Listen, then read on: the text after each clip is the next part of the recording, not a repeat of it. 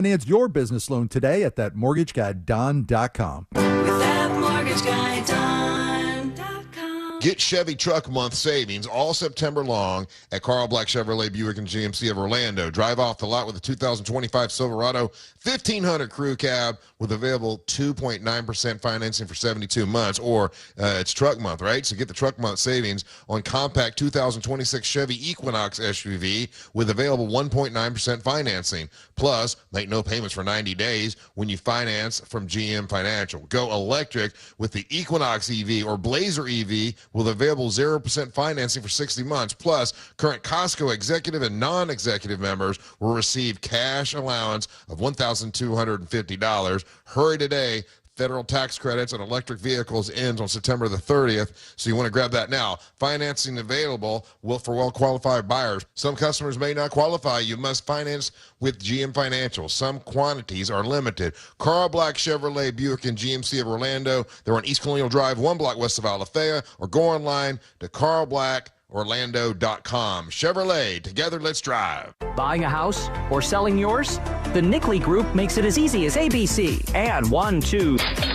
Oh, and fast, too, because the Nickley Group can get a guaranteed cash offer on your home today. Just visit thenickley.com. The Nickley Group with Keller Williams Realty. When you've been in a crash and your mind's racing. When you've fallen in a store and are blaming yourself. When you've been hurt at work and don't know what to do. You know who to call. Farah and Farah, Orlando.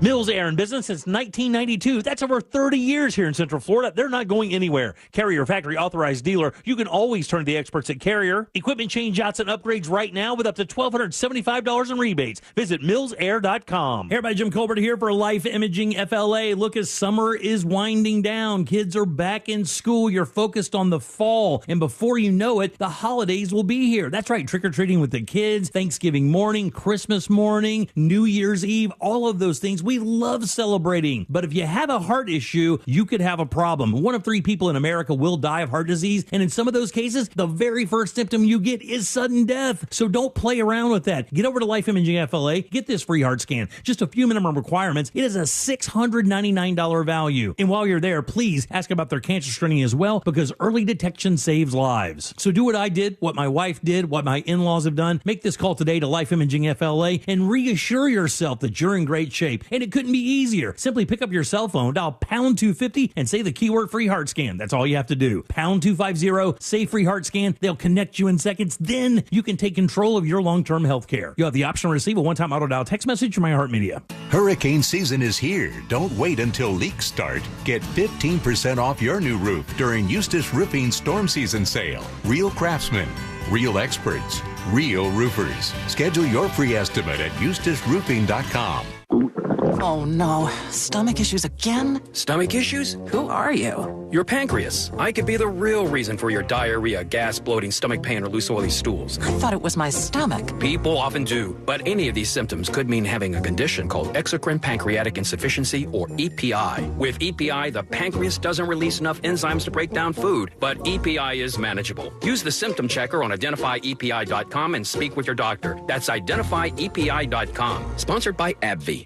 Hey, can you blow up some balloons for Jack's party? I can't. I'm so congested. You need Sinex Severe from Vicks. Sinex Severe nasal spray. Yeah, just Sinex. Breathe. Sinex Severe instantly relieves nasal congestion and works 6 times faster than nasal decongestant tablets. The 12 hours of relief allow you to get back to the moments that matter without congestion. Daddy, we need more balloons. On it. Try Sinex Severe from Vicks. Just Sinex. Breathe.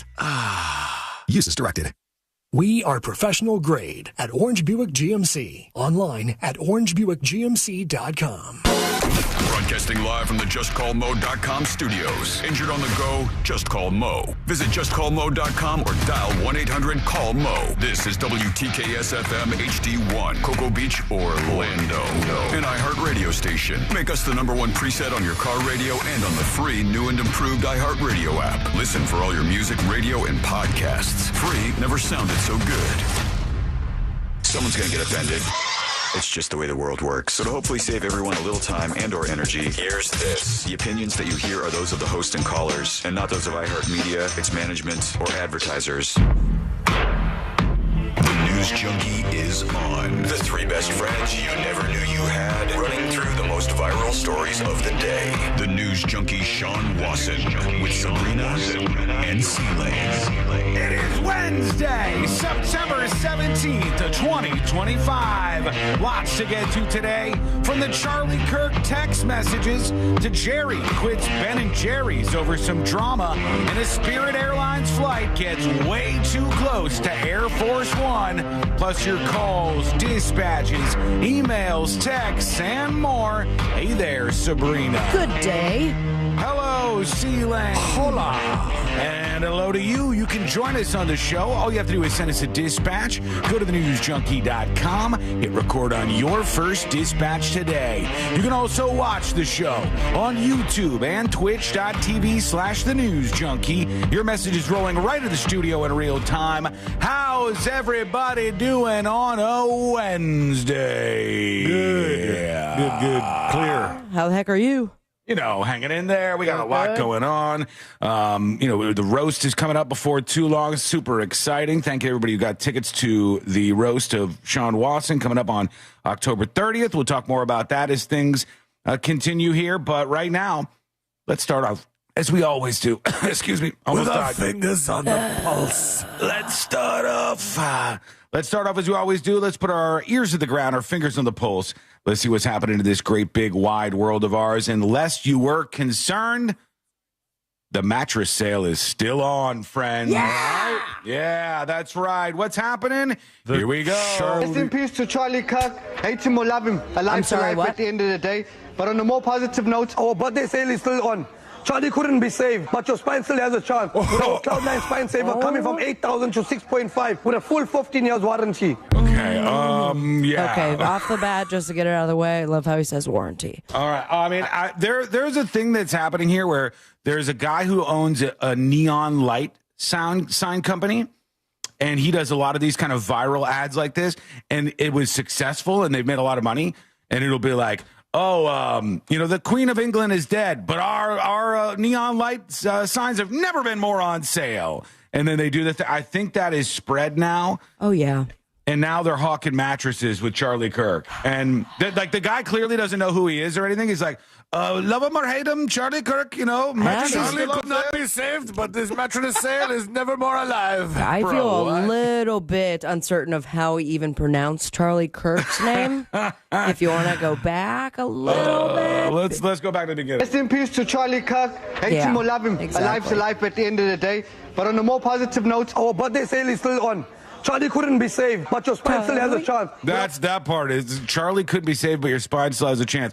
He's so far out of the grasp of American get you fired vibes right now. He's safe. He's safe over there at Beds to Go. I would whatever love the hell to that see is. how many beds they sold after that was posted, because I remember seeing about the this. Charlie Kirk sale. This was like day after, or like within hours. He got the news, and he got the team of like two other people, one holding the camera, the other one throwing the sign at him, to make this little commercial. The turnaround is pretty fantastic. It's quite amazing. Excuse the sound in the background, the timing of the... Is that the Charlie Kirk leaf blower? No, but there they go. The deals are on sale. I don't know where this place is. Your leaves will be as gone as Charlie Kirk. No, come on. You're going to get fired. You're in America. You're going to get fired for all there was a character that said free-ish that. Oh, speech. Yeah. Okay, I see. We went last night before we get into the Charlie Kirk text messages everybody's freaking out about, which are super interesting, and all the response to it and some of the stuff people had asked me overnight. Last night we were like, let's go watch a movie, and we went and finally watched The Long Walk from Stephen King. Oh, and like I said, I stand by this thing where it's like, I think Stephen King is pretty retarded politically. Like his views are pretty dumb, dopey stuff. And even he apologizes for them half the time because he's usually pretty uninformed. But I hate when people take that stuff and they're like, he's a terrible hack writer. And I'm like, dude, I've seen a lot of Stephen King movies and stories. And I'm like, these are really interesting. And so we're like, let's go see The Long Walk. And we went and watched this last night. Beautiful big theater, reclining seats, baby. Oh, man, I love it. Love the new theater experience. And we sit back. 45 minutes later, the movie finally starts. And as we're sitting there watching it, you know, the screen lights up and they show all these young guys taking part in this walk where only one of them will win, and they get a wish and more money than you could ever imagine. And there's like 50 of them, and they just have to keep walking. They have to keep walking. And at the beginning, I go, okay, this is going to be interesting. I wonder what's going to happen. I realized about 4 minutes into this 2-hour movie, oh, God, I know what they're doing here. They're going to get us emotionally attached to every single one of these characters and then kill them off one by one. Ceremonial death of every single one of these. And 15 minutes in, I hear, okay, wait. Spoiler. The theater is crying. Courtney's crying. The girl next to Courtney's crying. The guys are crying. And I'm like, oh, Actually, God. I'm glad that you mentioned that because I think I'm going to wait till it's on demand. Oh, man. I ain't trying to sob at a theater. It's all about the character development. Have you ever seen Stand By Me? It's very much like that. Of course. Like the characters, like the kids, like meeting each other, and everybody's got a different type of character. Is that where they touch a body with a stick? Yeah. I think at some point in time they probably do, yeah. Not to be confused with My Girl, also full of sobs, but both of those movies, I thought that they let you really get to know the character for the majority of the movie, and then at the end they make you sob cry. You're saying 5 minutes into the long walk? No. There's 50 of them. They got to kill them off. So one of them might be like, I'm just a poor little invalid kid here. Can barely walk. I got a limp already, everybody. And then the kid gets like mile 1 into the walk, and the sergeant goes, warning 1, warning 2, warning 3. And, little Timmy gets blasted into oblivion. And I'm watching going, oh, no, they're going to kill 49 more of these saps. Oh, God. Oh, man. There was some pretty sad moments of that. Good writing. Good writing. Overall, if I had to go out of 5 stars, I'd go 3 stars or something. It's it was goodish. But entertaining. But, man, it's been a while since I heard, the whole movie theater crying. And then everybody's walking out. It's like... And I'm like, wow, what the hell? Holy cow. Did you guys not hear the Charlie Kirk mattress sale is still on? Everybody cheer up, okay? There are deals to be had out there. I can only imagine. Yeah. Is it still on, or is that warehouse completely empty, considering a hot deal? I don't know. Here's what we do have for you, though. They released these text messages yesterday as they charged this Tyler Robinson guy with the assassination of Charlie Kirk. And sought the death penalty. Yeah, they're going for the death penalty in this case. And now we know about the conversation between him and his roommate, this other guy that he was dating. And Tyler Robinson hit him. Here's the text messages here. We'll look at them. CNN did I don't know what you call it, like a mock-up, they took all the data because it just came in as data. And they made it actual text messages. And it says, drop what you're doing. This is what the shooter said to his roommate. Drop what you're doing. Look under my keyboard. And I'm sure the roommate was like, ooh, what's it going to be? Unless they knew. There's a conspiracy on that side, too. But they said, what? 11 question marks. You're joking, right? Because under the keyboard was a message that said, I had the opportunity to take out Charlie Kirk, and I'm going to take it. And then the shooter responded, I'm still okay, my love, but I'm stuck in Orem for a little while longer yet. What's Orem? That's the place in Utah. Is it Orem, Utah? Okay. So he says he's stuck in Orem for a little while longer yet. Shouldn't be long until I can come home. I got to grab my rifle still. This guy still had the thought that he was going to go back and get this rifle from his grandpa out of the woods where he left it. To be honest, I had hoped to keep this secret till I died of old age. I'm sorry to involve you.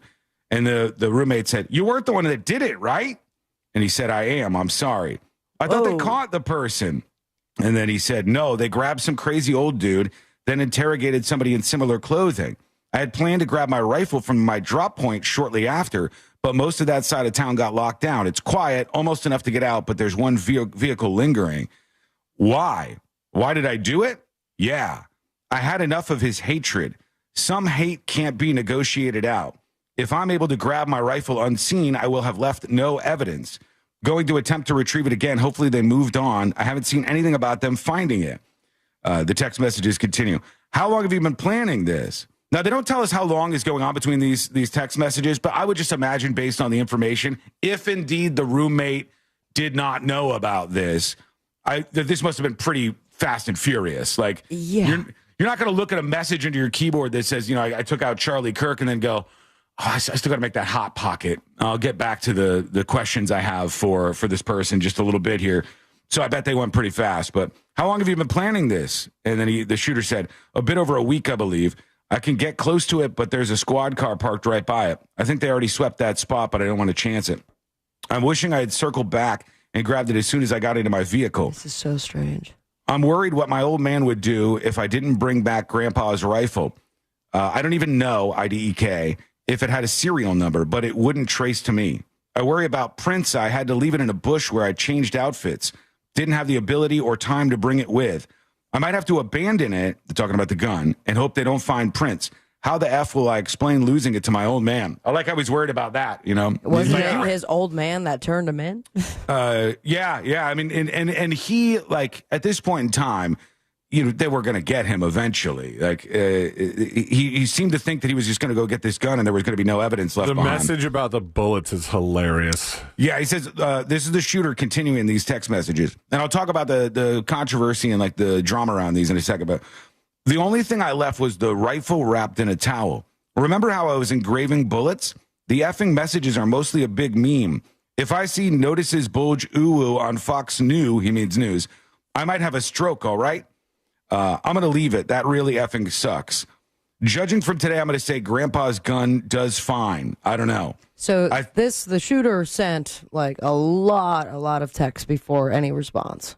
Or at least they're not, or at least what the police have provided doesn't include any responses down this line. We do not know if there was more or whatever. I watched the whole press conference, so I got a pretty good idea on things.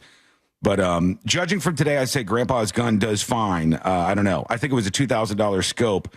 And it says, delete this exchange. My dad wants photos of the rifles. So his dad is talking with his mother, and his mother goes, I don't know, this person they released a photo of sure does look like our son. Is it possible our son is the shooter? And the dad's like, it does look like our son. And then the dad goes, what's going on with you? And he says, oh, I'm sick. I was sick yesterday, too, during that shooting. So, totally wasn't me. And the dad's like, I don't know. All right, case closed.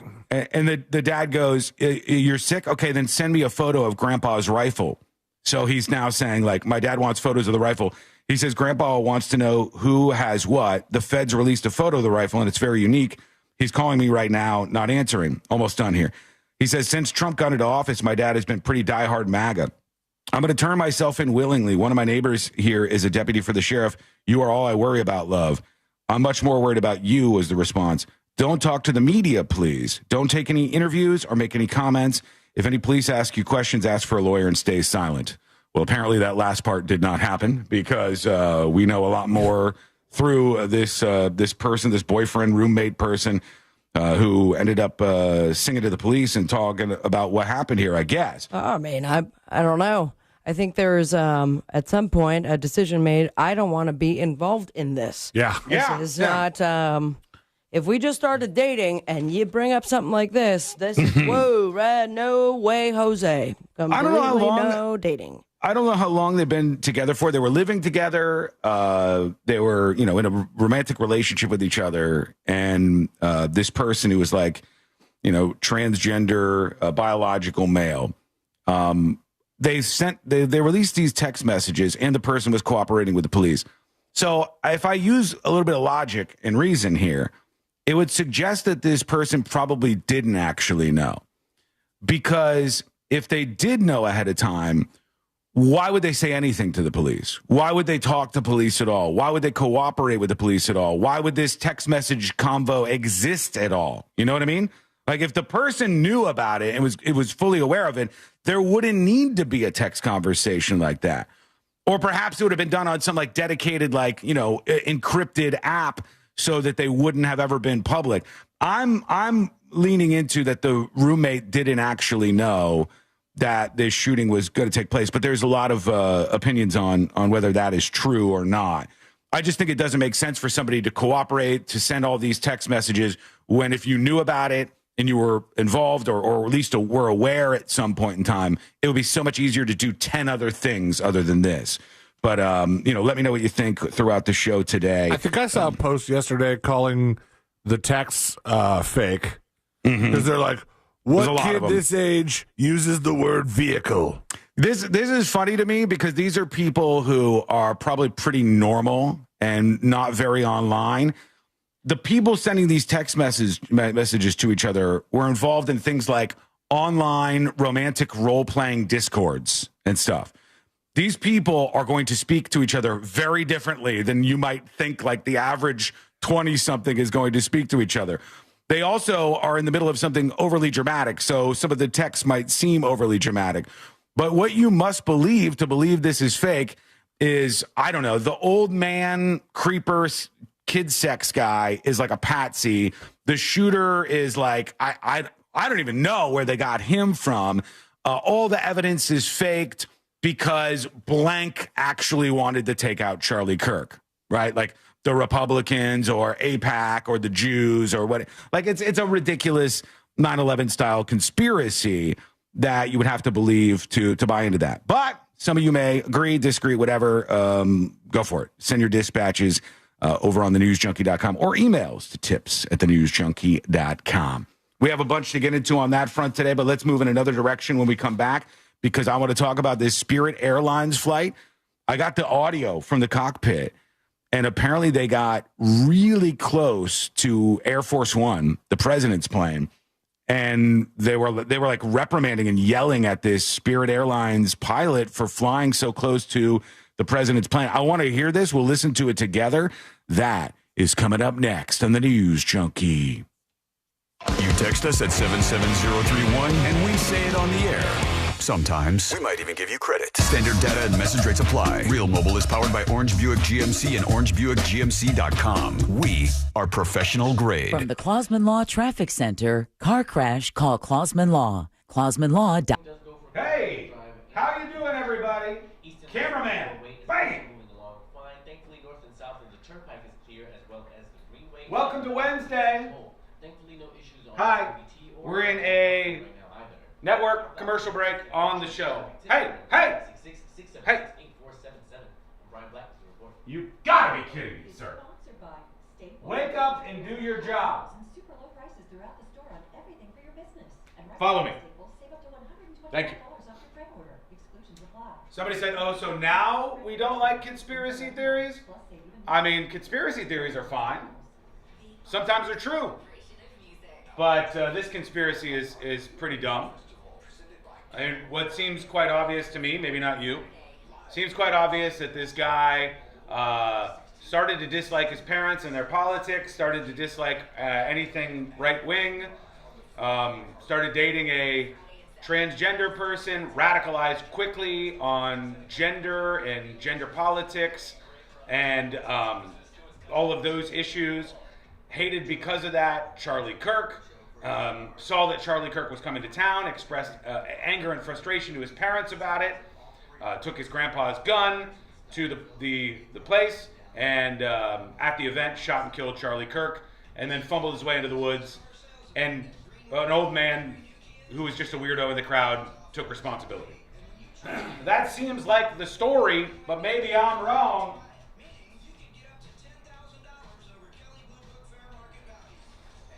Isn't it a little much to release the text messages of somebody who isn't on trial yet? In this case, no. The way things operate in Utah is, I guess they have like 3 days to officially press the charges against somebody. And when they do that, they have to release the information that was used to back up the charges. This information was used to back up the charges. Remember the good old days when the only conspiracies we had to worry about were gay frogs? The gay frogs are still out there, don't worry.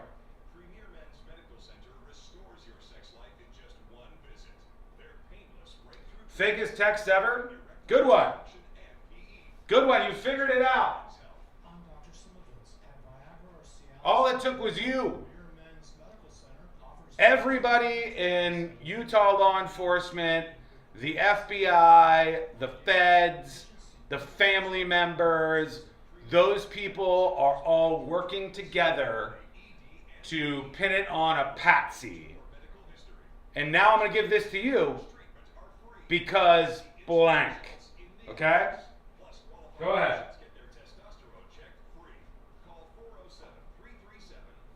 Four minutes. He seems more like a chaos agent to me than anything deeper. No, he seems like a radicalized person, radicalized by politics, just like a lot of people are radicalized by racism or whatever other issues, and then they go out and then they launch some sort of attack. A lot of people think Israel was somehow involved in the execution. That's on account of the fact that they're crazy anti-Semites. Did he live at home too? No, apparently he was staying with his roommate, paying cash to him for rent. By the way, you know what's kind of brilliant to me? I mean this. You might even listen to me sometimes ranting about shit and be like, Sean doesn't know what he's talking about, whatever. Almost all of the dumb conspiracies, somebody sent me like some Facebook video, they're like, this guy's making some really good points. Almost all of that, almost all the conspiracies, almost all of this nonsense will be answered if you simply watch the 30 to 35 minute or so press conference that they had yesterday. I watched the press conference in its entirety. You would be alleviated of any of those fears if you simply did that. But how many people do that?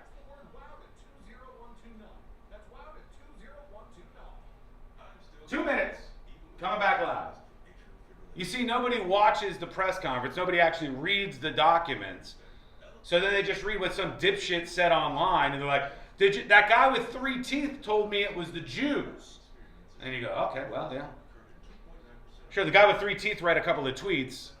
I at least put in the time to watch the press conference and read all the court documents that were released. I tried to formulate an opinion that I would be confident I wouldn't be wrong on. You know what I mean? Did Sean just pull a long word to do your research? Yes!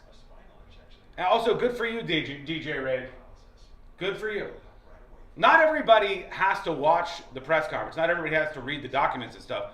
But if you're going to have a big opinion about it, if you're going to start posting content online, I think that's the least you could do. You would know enough to do this. I love how we get all this info before the Epstein files.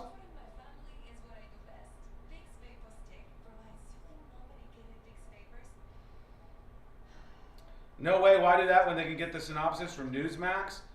Stupid ass MAGA Fs. I mean, that's to blame people on the right who would be conspiracy based on this. I am seeing, and I'm just being real with you, way more conspiracies from leftist circles on this. Definitely. 1 minute. Now let's go in another direction, because this Spirit Airlines flight flying over Washington came pretty close to Air Force One. And I guess they said they yelled at the pilot. We're going to listen to the audio next. This should be interesting. With EPI, the pancreas doesn't release enough enzymes to break down food, but EPI is manageable. Use the symptom checker on identifyepi.com and speak with your doctor. That's identifyepi.com. Here we go.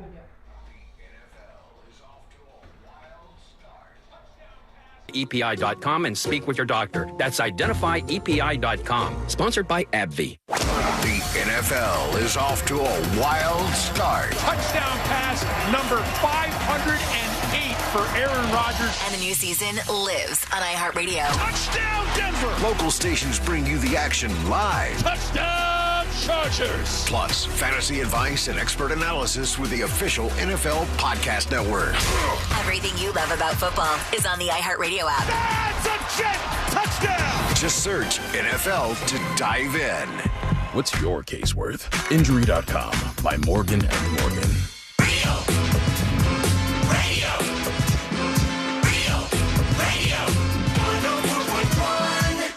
They're best friends, unless they're fighting. Are they fighting? It's the news.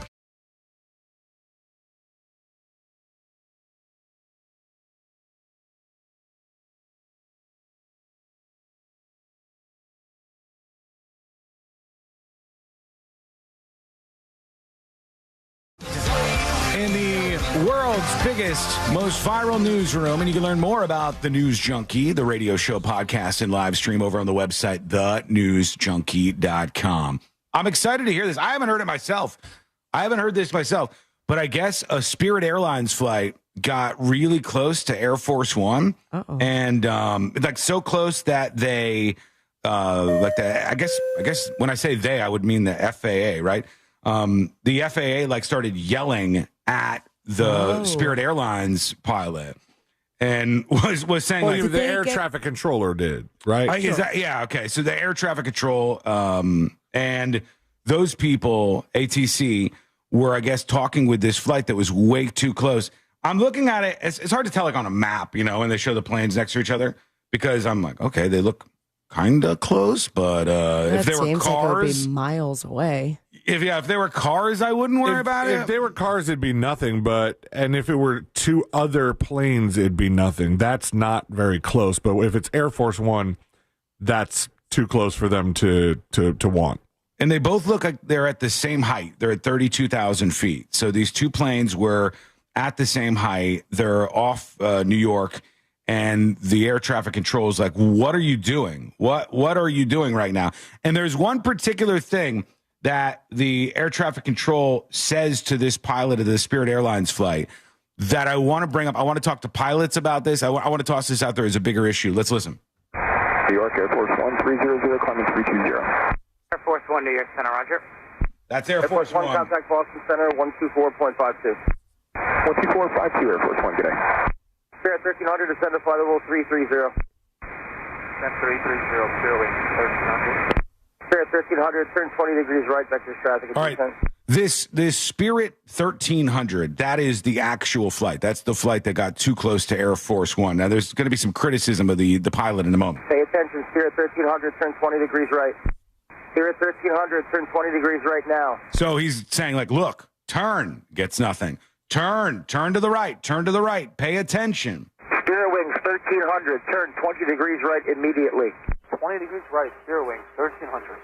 Pay attention, Delta 2951, Boston Center, 134.0.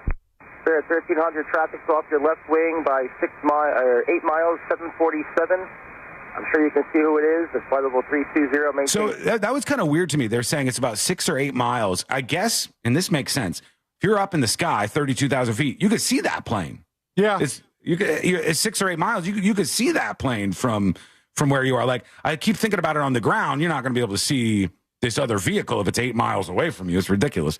But I guess in the open sky up there, you can probably see it. In the diagram we're looking at, I don't know if this is if they've like synced the air traffic control audio up with the live diagram of where these planes are, but they're at the same altitude right now. Yeah, 32,000 feet. I think this might be just a static photo. Right. It might be 330. All right, listen to this. Keep an eye out for him. He's white and blue. Spirit 1300, Boston Center, 134.0. I got to talk to you twice every time. Spirit 1300, Boston, 134.0. Pay attention. Get off the iPad. All right, that's the part I wanted to bring up to you. The guy said, because I have to tell you everything twice. You're getting too close to Air Force One. Turn right. And even when the Spirit Airlines pilot answered at one point, the Spirit Airlines pilot sounded kind of like irritated that he had to do this. And he said, pay attention. Get off the iPad. Right. Now, I have heard, and I've seen some chatter that backs up something that I've heard from a couple of people, that this is actually an issue, and that a lot of pilots are like, what do you think we're doing up there the whole time? We literally have our iPads out. We are watching Netflix. Sometimes they'll say we got AirPods in our ears so that we could listen to a TV show. Oh, good. And that air traffic control is telling this guy, like, get off the iPad, because he's not sitting there actively listening to any instructions that could be coming across, like in the case of an emergency or something. And I want to hear from pilots. Any pilots out there, tell me how true this is. Like, how true is it that it's often the case that pilots are up there distracted watching iPads? You know, what would be so weird is if they answer you because they're watching us right now on the iPad while flying a plane. Got the YouTube stream up right now, Sean. I see you guys. I see what's going on. I mean, up until recently, the availability of Wi-Fi, I mean, to stream something on an iPad like that is relatively new. However, the presence of the iPad is not new at all. We have flown in a plane where we could visibly see that our pilot had an iPad. Right. And the iPad contains flight charts, aviation charts. In the case of these smaller planes, I think it does.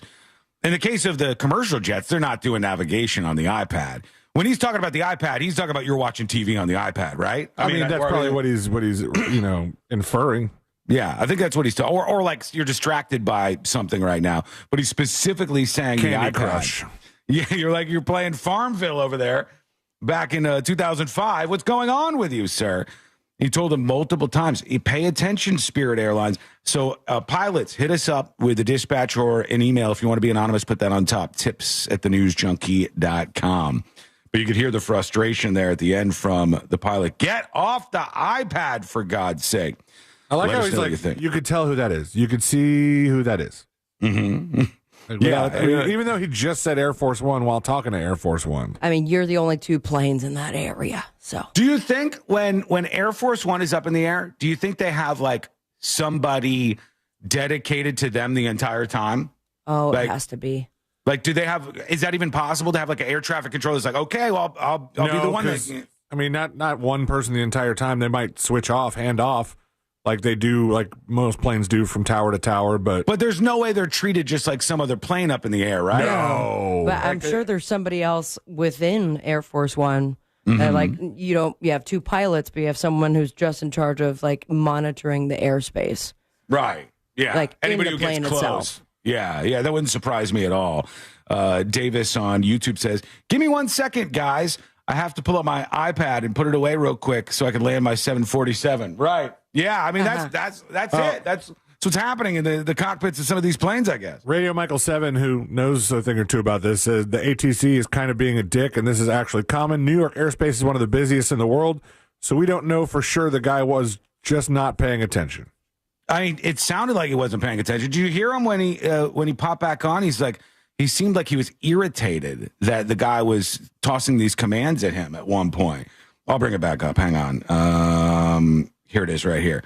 There was the one point where I finally heard the Spirit Airlines flight guy, and he just seemed like he was bothered by it. Steer wings 1300, turn 20 degrees right immediately. 20 degrees right, steer wings 1300. See, he sounded like 20 degrees right. Okay, 1300. Gosh, Mom. Cheers. Okay, yeah. I don't think the air traffic control person was being a dick. I think that this person was not paying enough attention in the moment. And but he's not being a dick. Intentions. He's the one that's going to get in trouble if he didn't say anything. Oh my or was God! Not stern enough. Could you imagine being the person behind that mistake? Jesus, that would be a thing. Let's see here. Let's go over to a quick email, tips@thenewsjunkie.com. And Kevin says about the Charlie Kirk text, I don't know why they aren't releasing the timestamps for the text messages, but if you notice in the text they release, there are ellipses between some of the messages. They seem to be cherry-picking messages to release. You could have a lot of theories on this, Kevin, and many people are going to go for several reasons to like conspiracies for everything. I am more likely to believe that it's probably because they're working with his roommate boyfriend, and that person is giving them a lot of information, and they may have made deals. I don't know. They refused to answer this at the press conference yesterday. Like, are there any charges forthcoming for the roommate? Do you think the roommate had advanced knowledge of this? On and on and on, they ask these sorts of questions.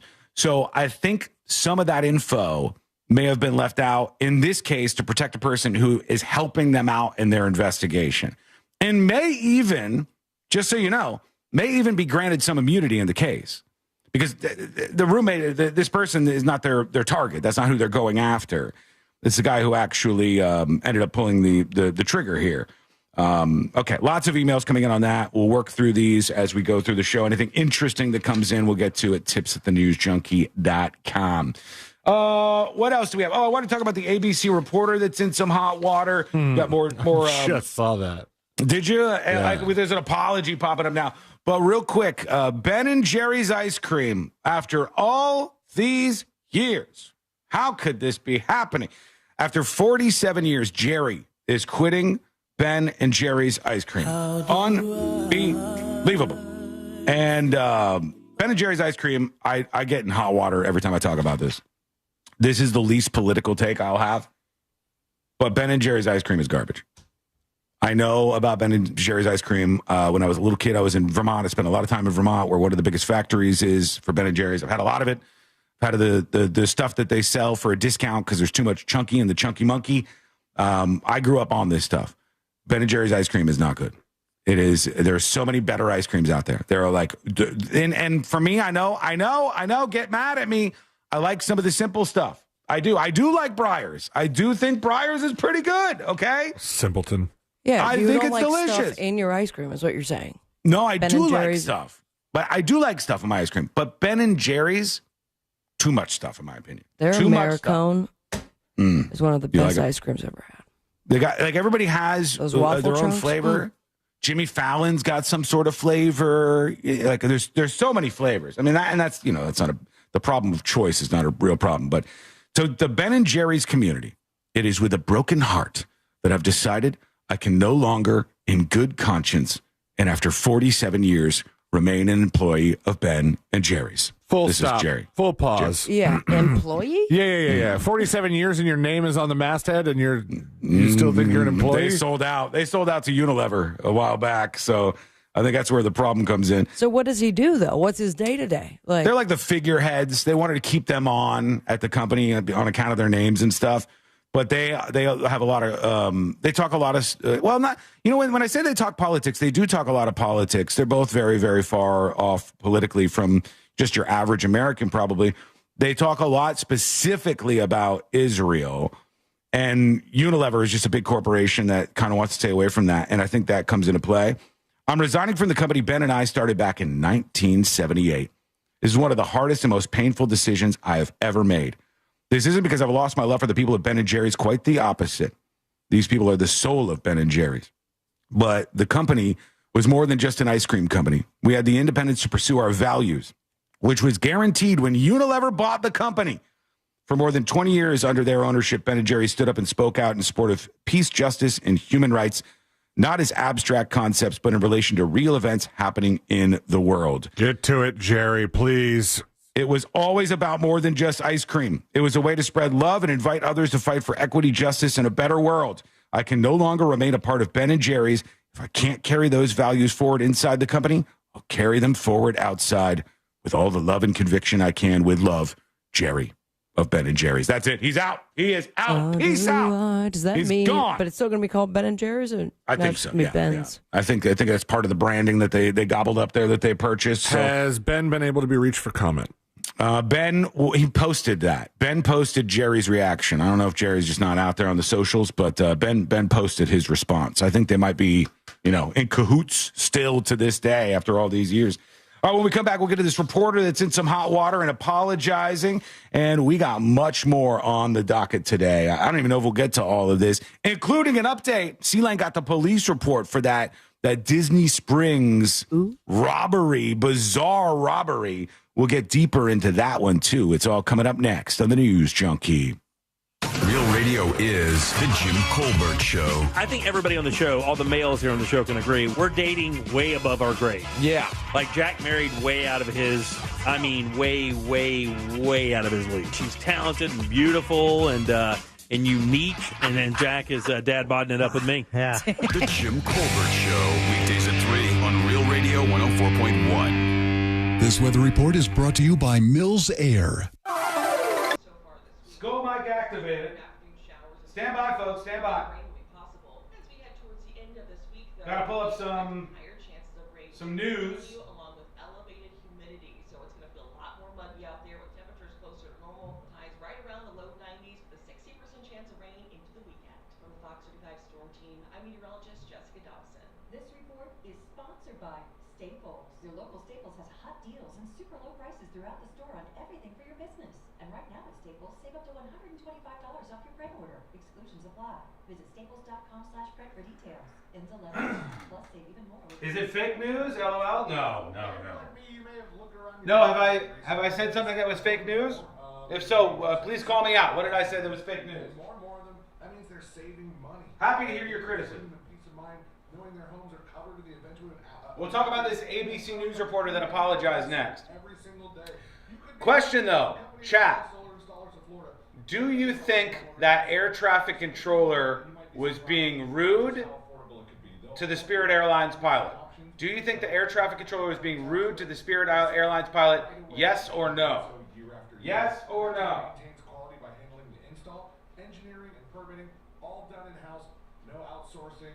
Not at all? He was doing his job? No? I'm not saying anything that will incriminate me today. Well, you know what topics you need to avoid, okay? You know as well as I do. No, doing his job, just a tad. There's that quote again about being drizzled up. Please no drizzling today. I have the tolerance for about 0 drizzling today on the show, okay?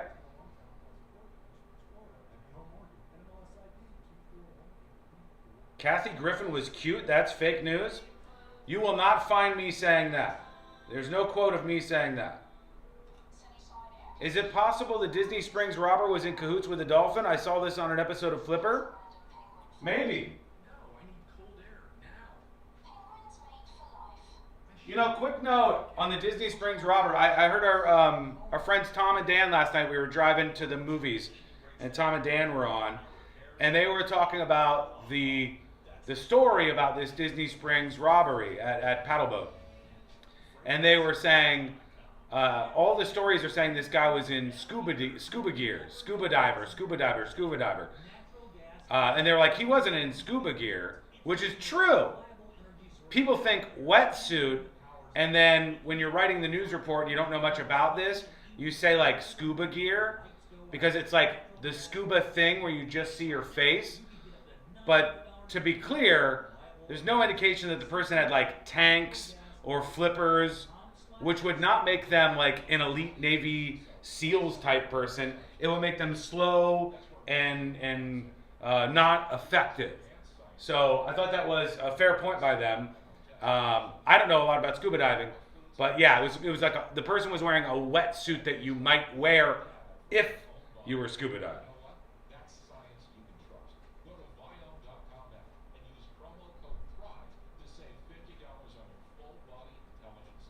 No, Sean, it was a very important moment right there. Had to be firm. Yeah, I mean, if there's ever a moment where you could get a little bit stern with somebody, I think that moment is when you think there's any danger at all between 2 airplanes at above 30,000 feet, because that could be a catastrophe. I want people on the job there that are like forceful, speaking out, taking myself back to Nathan Fielder's latest show. But yeah, I mean, I want people on that job who aren't afraid to say, whoa, pay attention. I want them to grab the reins.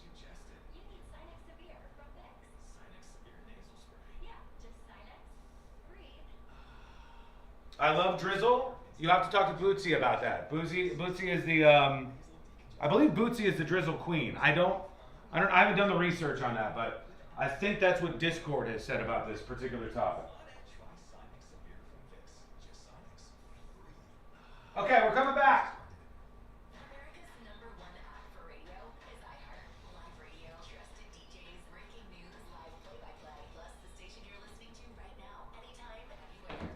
Here we go!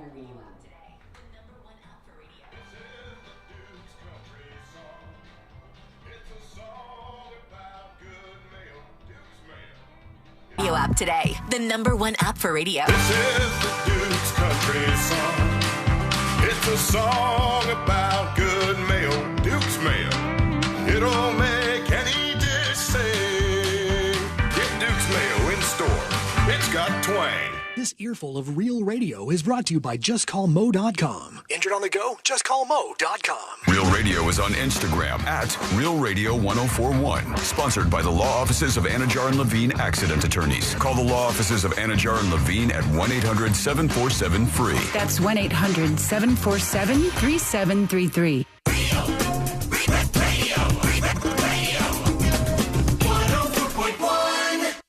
Your front row seat to the most viral stories in the world. This is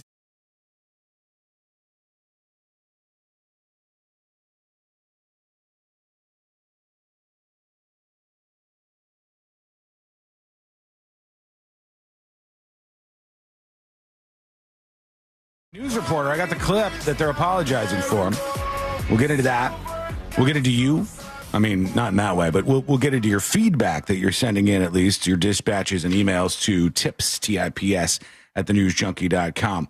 A lot of the commentary that I see online by people just in general about the text messages that were released from the Charlie Kirk shooter, a lot of them are kind of like this. There's somebody, Sadie, on Twitter. How many views does this get? 5 million views. 5 million views. She said, I showed these texts to my 21 and 23-year-old sons, and they said, no one they know this age texts like this. They said, Mom, this is how you text. Do you know any 22-year-olds who text other kids like this? They don't use complete sentences with correct punctuation.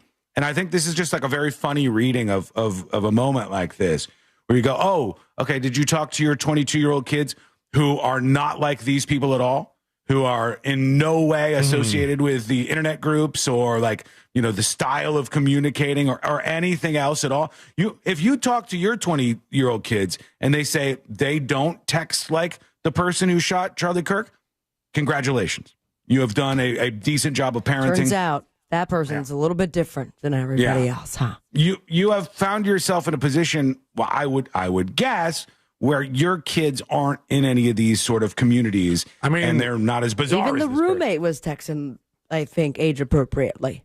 He wasn't texting that much, honestly. Like the roommate's was pretty limited compared to the paragraphs. Also, the roommate did a lot of punctuation, which you would expect from something like this. Right. There were parts where the first word in a sentence wasn't capitalized, stuff like that. I mean, I don't know that this is a completely damning sign that these are fake text messages.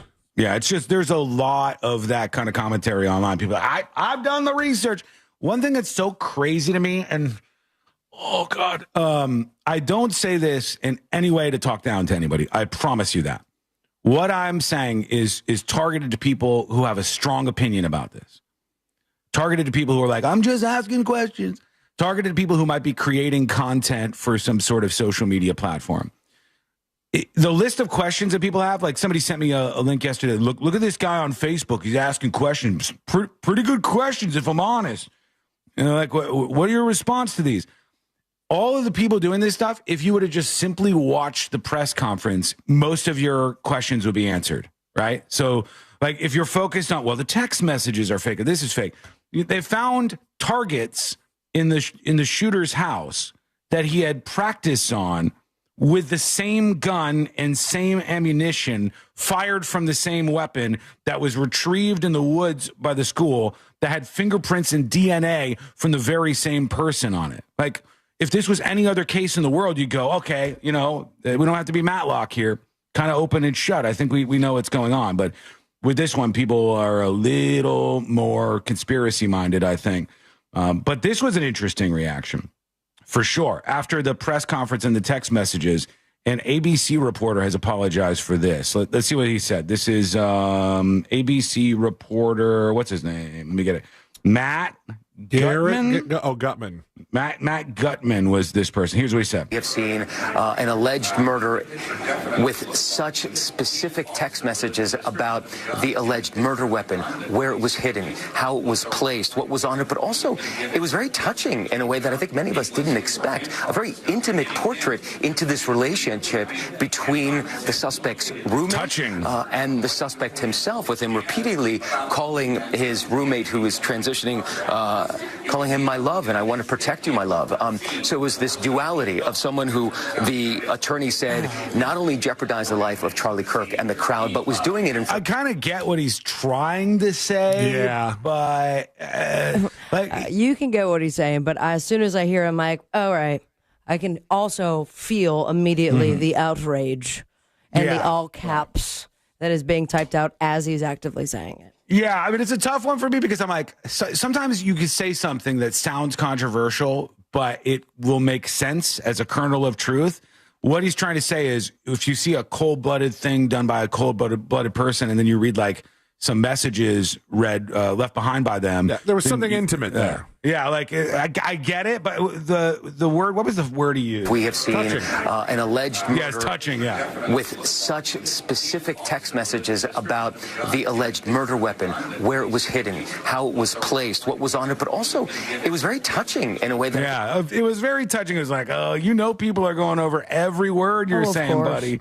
So they're going to come after you for stuff like that. And honestly, instead of very touching, it's very interesting in the sense of, and not in a positive, interesting way, but our idea of what a sociopath, maybe psychopath, someone that can commit a murder like this and not seem to have any emotional, like I always knew the definition as there's no emotion. They don't know what it is to feel necessarily. No, would never call someone their love. And yet here you... I think that's what he was getting at, right? Yeah. Like I think that's what he was going for. Words are hard. It's like it's a dangerous zone right now to be in. And so they're like, whoa. Even saying fascinating or interesting makes it sound like, okay, I subscribe. No, it's just peculiar. And I think people are kind of little bitches about this, if I'm honest. Like, everybody gets so sensitive. And they're very touchy, you mean? Yes, they are. Yeah. Like, people will go, a person just died. And I'll be like, okay, go listen to, 20 hours of radio I've done on this at this point in time. You'll see exactly where I'm coming from.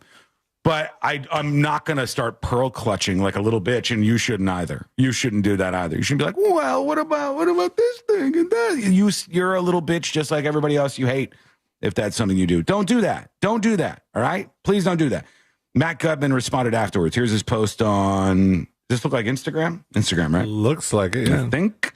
He said, yesterday I tried to underscore the jarring contrast between this cold-blooded assassination of Charlie Kirk, a man who dedicated his life to public dialogue, and the personal disturbing text read aloud by the Utah County attorney at the press conference. I deeply regret that my words did not make that clear. But let there be zero doubt here. I unequivocally condemn this horrific crime and pain it caused Charlie Kirk's family, those who were forced to witness it at UVU, and the millions of people he inspired. Like, okay, make the statement. Say you don't support it, all right? Get the okay. So that's where ABC News is at. He's sorry. He apologizes for doing that. That's like some of the... It's funny that he's apologizing for that because some of the stuff I've seen is just outright excusing or hand-waving or sweeping for it. I've seen CNN go like, we don't really know the motivation of this person. I'm like, that's the person who should be slapped on the side of the head. That's the person who should be like, okay, you know what? I'm sweeping for a political party here. Maybe I shouldn't do this. Like, that's the person. That's way worse to me than the ABC News guy. But that guy, he could have been a Charlie Kirk supporter that just was meant to be firing in celebration in the air. Tips on the newsjunkie.com on the air traffic control, Spirit Airlines versus Air Force One. Anonymous emails. And it says planes traveling 500 miles per hour will travel 8 miles in roughly 1 minute. Adding to the issue is also altitude. The less dense air at, say, 30,000 feet requires longer, drawn-out turns than lower altitudes. I can totally see why the controller was pissed, and not just because it was Air Force One. Good email. Thank you for that, by the way. Good email. That's an excellent point. You're going 500 miles per hour. We think about 8 miles, 6 miles. Doesn't seem too far, or it seems a little bit far if you're on the ground. Up in the air, that speed, you're exactly right. That's a good point. Thank you for the email, tips@thenewsjunkie.com. All right, when we come back, let's do it. C-Line got the police report for us from this Disney Springs robbery that we mentioned yesterday. The person was like all covered up in a wetsuit, and they had goggles on. Apparently no gun, I guess, as of last we knew, and still pulled off this robbery. They were really scant on details. C-Lane got the actual report. Ooh, good job, C-Lane. And I'm interested to see, but there's more questions than answers for me so far. So we're going to go into the actual report of this very weird story. That is coming up next on the News Junkie. Make Real Radio 104.1 number one on your presets on our all-new iHeartRadio app and get cool stuff at Real Radio events. Get the app for free in your app store. From the Clausman Law Traffic Center, car crash, call Clausman Law. ClausmanLaw.com. Hopefully your ride is a safe one on the major highways and roads of Orlando right now. Some delays you should know about, including eastbound of the 408. At 441, a left lane is blocked. Also, a vehicle fire is causing delay. Go, Mike, activated. However, an I-4 is also incident-free. Our Valvoline instant oil change traffic tip line number is 866-676-8477. Interesting. Some other news incoming. Hang on, let me save this for after our police report.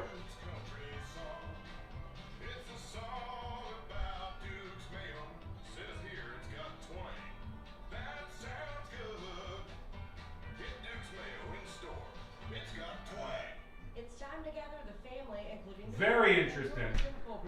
Hello? Hey. Hi. You can turn off the tank light. I can? What if I don't want to turn off the fish tank light? What do you got your Apple Watch on for? You starting to what? Oh, okay. Waiting for everyone to leave. Oh, okay. Well, you can't walk around the house naked like that. Yeah, exactly. Uh-huh. That's my preferred way of leaving. That makes sense. Yeah. You don't want to get anything else dirty. No, nothing else dirty, just your body. And Yeah. That makes sense. Godspeed. I'm gonna go to Total Wine at some point. Okay. Probably after the lunch hour. Okay.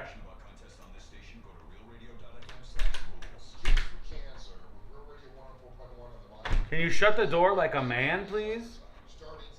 Oh my God. Smaller man. Please.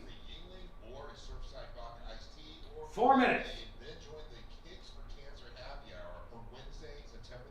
Come on, chat. It's freezing up on me. There we go. Okay.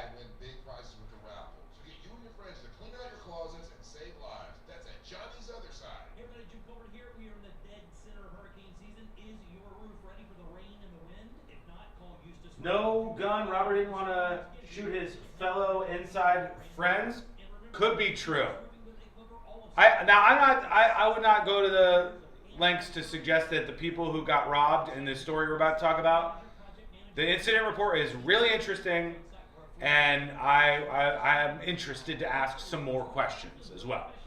But I found myself kind of dumbfounded by the idea that the guy robbed a business with no weapon whatsoever, no threat of a weapon, nothing like that. But it's also not only a restaurant, not only a corporation, but also Disney property. So the rule is probably like, whatever they say, just do it. That's probably the rule. Not McDonald's level of that, but, you know, close. Hey, Sean, why do you say open our minds on certain things, but not about the shooting? I think you should open your mind and try to get to the truth or as close to it as you can on every story that you take interest in, especially stories that have some sort of level of importance. What that doesn't mean is just being retarded, okay? You can also, if you want to, you can try this. You can go stick an ice pick in your ear and then just run sideways at the wall until the ice pick comes out your other ear.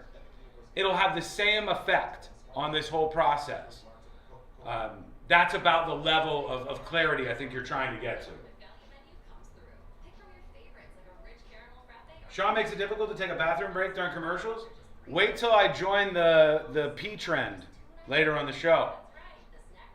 I'm going to be just out of frame, the stream, like topping off around up here. Don't miss it. 90 seconds. Here's the new theory. The employees counting the money, put on a wetsuit, sprayed the camera, split the money, and made up the whole thing. No evidence to suggest that right now. Just what I want to say. I'm just reading comments. No evidence to suggest that. But we will look at the actual documents from the Orange County Sheriff's Office, who, thank you to them, despite our interactions in the past, responded very quickly to C-Lane's media request on this. There is, I warn you, a lot blacked out in this police report, though. Why? Why?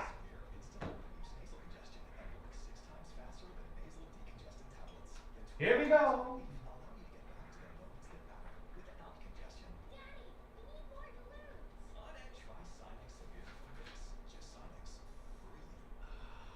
Allow you to get back to the moments that matter without congestion. Daddy, we need more balloons. On it. Try Sinex Severe from Vicks. Just Sinex. Breathe.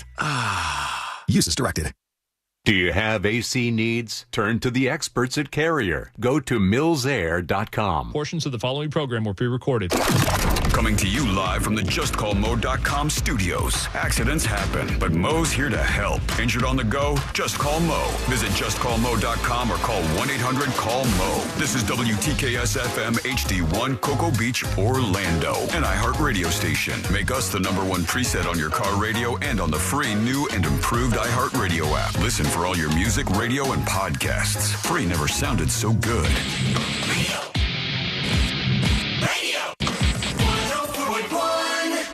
On a constant quest to stay calm, like that bear in the hammock. This is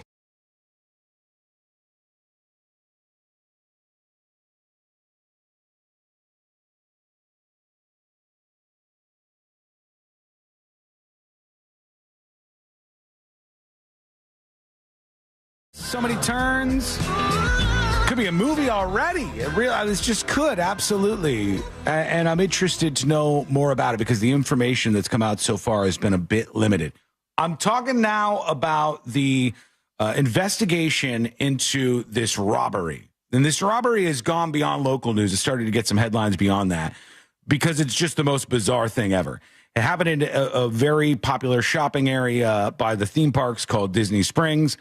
And everybody knows this area. It's locally, it's full of lots of nice restaurants, higher end restaurants. One of them, which is a little bit older in the area, is called, is it Paddlefish.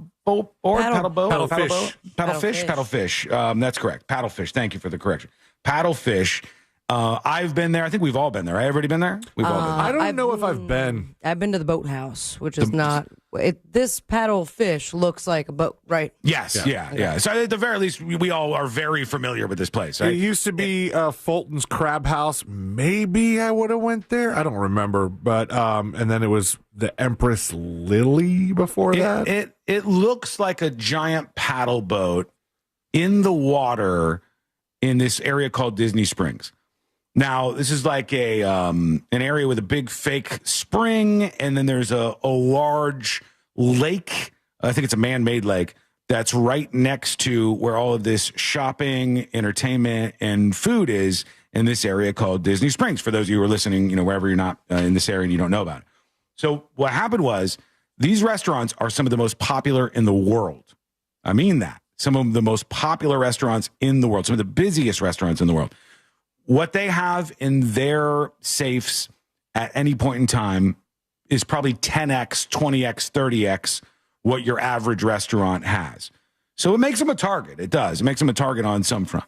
But the story, as we knew it initially, and we'll get into the incident report, the police report on this that C-Lane got in just a moment. But the initial story that we heard was somebody showed up and they were in a wetsuit. This is after they closed, though, right? After they closed at night, late at night.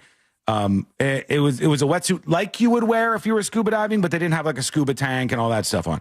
They had the wetsuit that goes like right around your eyebrows and most of the stories about this are calling it scuba gear. Yeah, but I heard Tom and Dan talking about this last night, and they made a fair point. Like in actual scuba gear with a scuba tank, you would be so slow, and it wouldn't make any sense at all. Like with a scuba tank on, maneuvering around like this. No, he just had like a wetsuit from a scuba outfit on, I believe. And he comes up into the restaurant right when they're going in the safe. And this person, you can't see anything on them. They have goggles on that are reflective. So even when they look at the camera, you just see the reflection of the camera back on it. They spray paint the camera lens on the security camera. They tie up, I believe, 2 or more of the employees at this restaurant, and then they steal the money, slink back into the water, and swim out of the area. And you don't have much to go on because you can't see this person at all because of what they were wearing at the time. Lots of questions. seemed to me right off the jump like, look into the former employees. Who knows exactly when this drop is taking place? If they didn't work at this restaurant, maybe they worked at another one. Maybe they knew these people and they were friends. Something seems strange there. Right. But unless, of course, like questions afterwards. My bad. No, go ahead. In the sense of Disney Springs is also very particular. There's a lot of restaurants, but those restaurants, I imagine the turnaround rate or turnover as far as new employees is a lot. Probably in the hundreds of employees. There's lots of people that work there. And then I also wonder. I don't know about the turnover rate, though, because those people tend to make a lot of money if they stick with that job. Them being on property, I wonder if their drop is different. Like maybe the truck, Disney Springs has advised everybody to leave at a certain time altogether. It might be. It could be. Let's see what they say here. Here's the Orange County Sheriff's Office report. C-Lane got this from the Sheriff's Office today. And let's take a look, C-Lane. It says strong arm robbery. That's the charge on this thing. And robbery, commercial others with hands, fists, and feet. Now, I think that means that this person, as it was suggested, because it says with hands, fists, and feet, I think that means that they didn't have a gun or a knife, or they didn't present that they had any sort of weapon. It says paddlefish, one suspect, robbery, grand theft, third degree, between $10,000 and $20,000. The money stolen was cash, right? So that makes it more attractive to steal. Now, what's kind of crazy, of course, they show a couple of things. They say the suspect, it put name unknown, race white male. So it's a male around 5'10" and 160 pounds, and it said Hispanic. I guess they're just getting that from maybe the voice that they were hearing from this person. But the suspect says unknown white male, white Hispanic male. This is a Hispanic person with some voice that indicated that 5'10", 160 pounds. All right.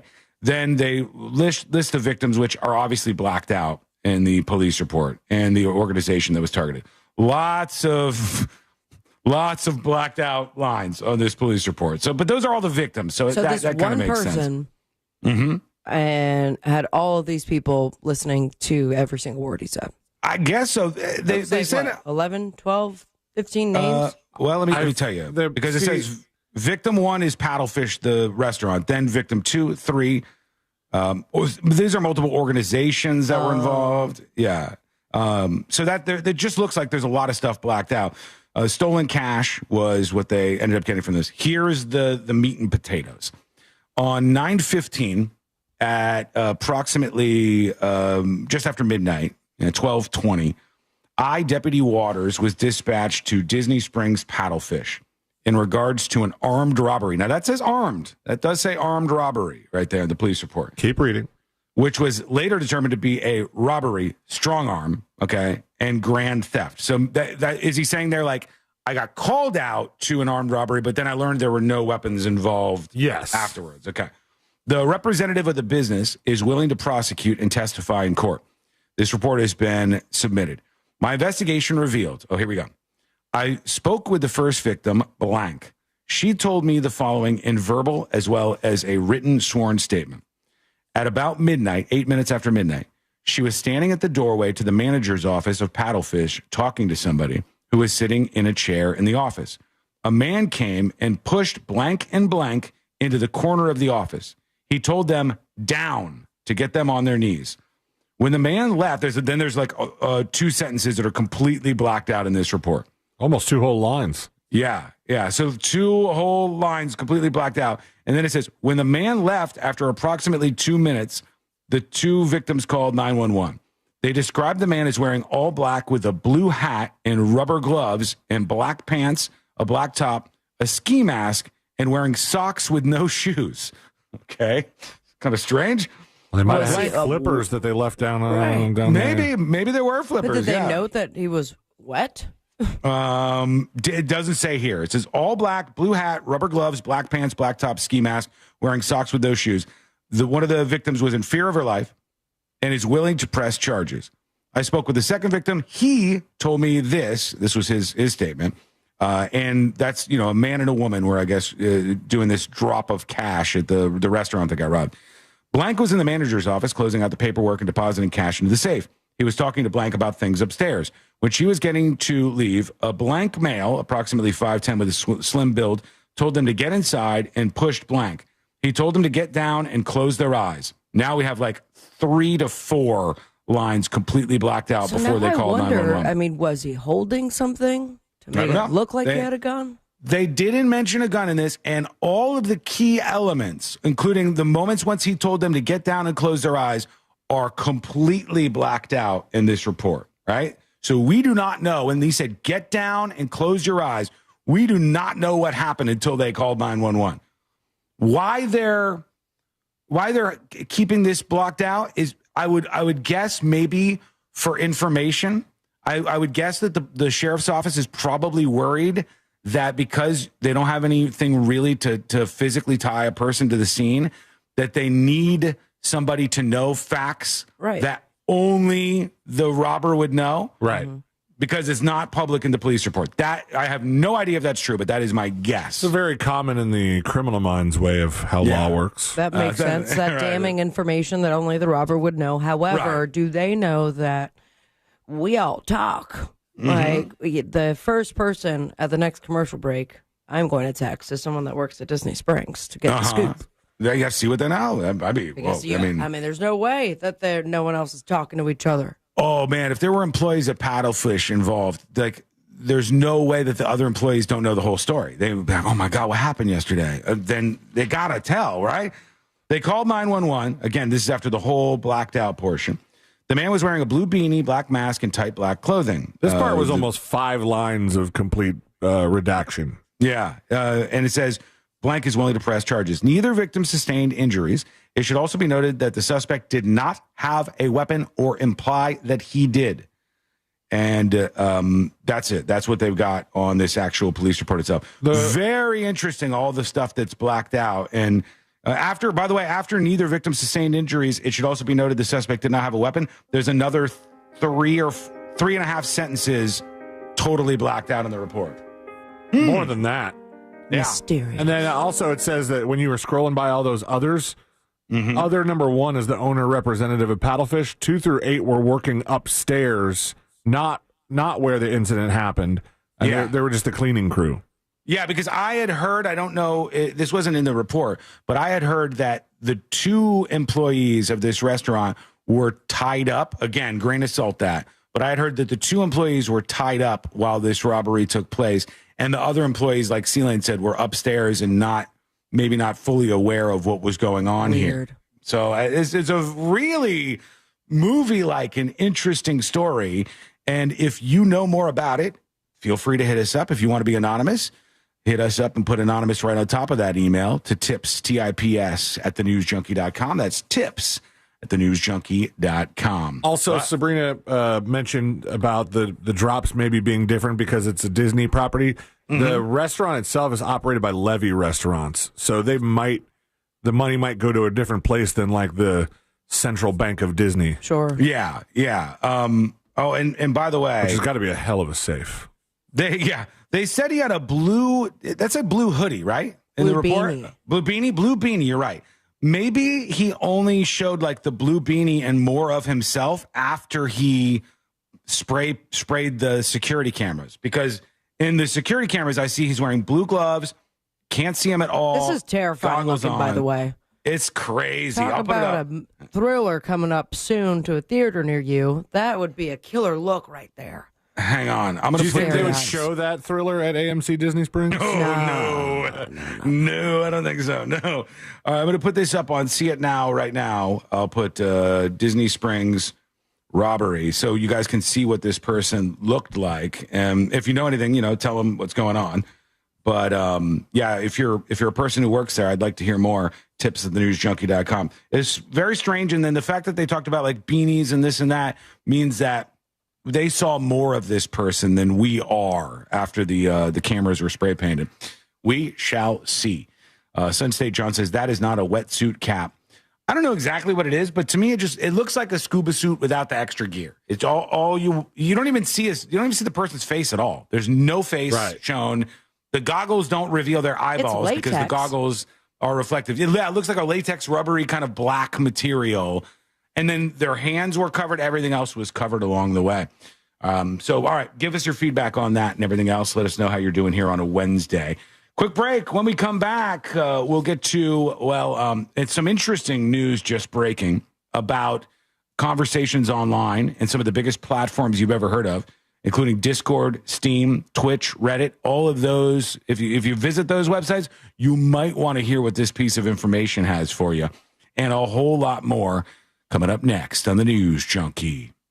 Real radio is The Monsters in the Morning. You should have said, I'm gay, and then done a rep. Honestly, I thought about doing that. The Monsters in the Morning. Real Radio 104.1. From the Odoo.com Traffic Center. Odoo.com, the only business software you will need. Hopefully your ride is a safe one on the major highways and roads of Orlando. Right now, some delays you should know about, including eastbound of the 408. At 441, a left lane is blocked. Also, a vehicle fire is causing delays southbound of the turnpike that's approaching the Oakland Exchange, specifically mile marker 275. That shoulder's blocked, but as you know, any little bit of incident on the turnpike does cause a major delay. Northbound, we are clear. No major issues reported on the Greenway, however, and I-4 is also incident-free. Our Valvoline instant oil change traffic tip line number is 866-676-8477. I'm Brian Black with your report. This report is sponsored by Staples. Your local Staples has hot deals and super low prices throughout the store on everything for your business. And right now at Staples, save up to $125 off your print order. Go Mike, activated. Hello. Welcome behind the scenes. Whoa, that was really shut. What? Well, you slammed it. That's You why it told was me shut. to shut it like a man. I didn't say a man that big. It's pouring. I know it's pouring. I won. You won what? The weather said no. It wasn't gonna rain. Yeah. I knew it was. Oh, is it still raining right now? I don't know. But at least I'm not stuck in it. I know, you would have been too. It would have been bad. All right, see you later. Hi, Tanya. Hey, how are you? Hey, Eddie. Hey, Ted. Hey, Big Digits. Happy Wednesday, everybody. Call today for your free quote, 407-777-5050. That's 407-777-5050. Let them know Celia for the News Junkie sent you. You'll save an additional $500 off that bill. And you can find them online today at Solar Installers of Florida. Another thing that's happening right now is the White House is calling in the CEOs of Discord, Reddit, and a bunch of other big platforms to answer questions about people being radicalized in these communities online. It will be a very interesting back and forth to hear what those platforms have to say about what is coming out as a result of conversations happening on their platform. We've done this more generically with like Facebook and Twitter and stuff, but this is like the side ramp to the internet. Hi, Night Nurse. Hey there, Lori. Hey, weed consumer. Courtney going out to get some new shoes. The other ones already have 6 miles on them. Saw your pick from the movies. You get a lot of value just joining the News Junkie Discord. That's right. Very mega exclusive stuff. Like me posting from the movie theater. Big stuff. No, Discord is awesome. Love, love, love, love Discord. In fact, Discord tonight. Secret shows streaming from this studio. Live tonight around 8 o'clock, uncensored. If you are a Secret Show subscriber, it's one of the many benefits you get. You get full access on the TNJ Discord, including you'll be able to watch us stream live uncensored tonight. And then, allegedly, next week we get back on schedule. There's that Discord link.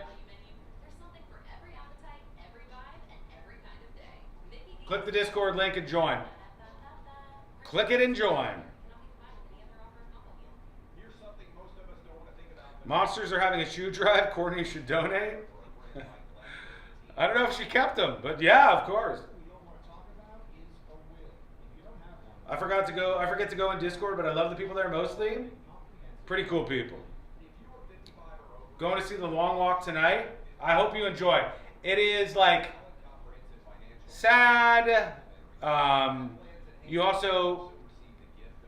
it's it's the thing that Stephen King does. He tells you about these characters, and then he makes them very close.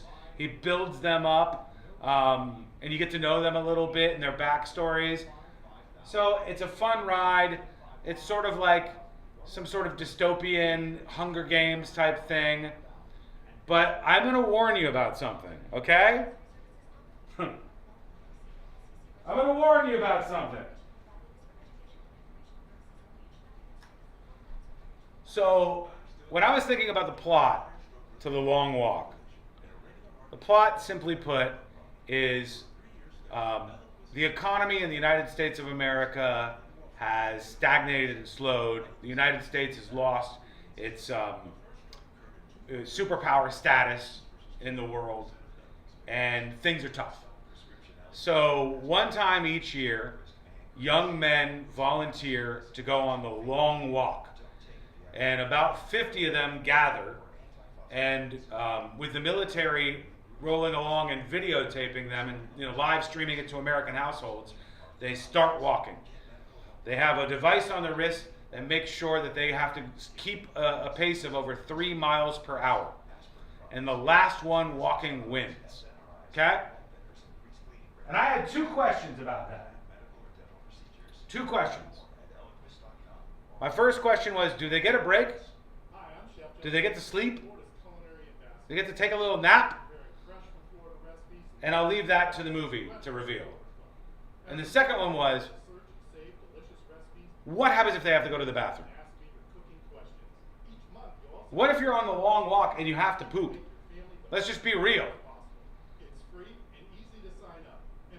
And the way they handle that, I think it's going to stick with you, okay? So I hope you enjoy the movie. It was decent. I gave it 3 out of 5 stars.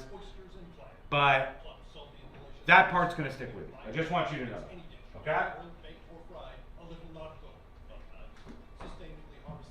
We're coming back live on the show.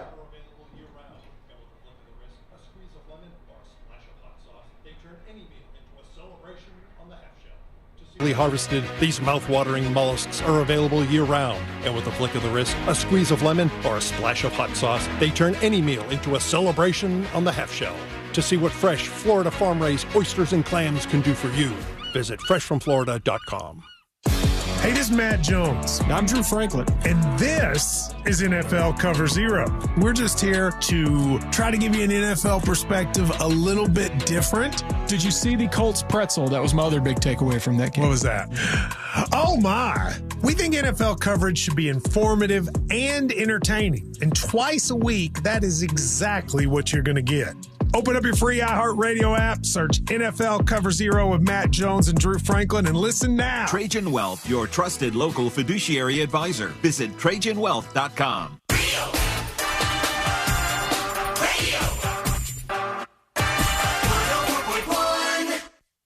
The game of magnets, taking over the world one terrible person at a time.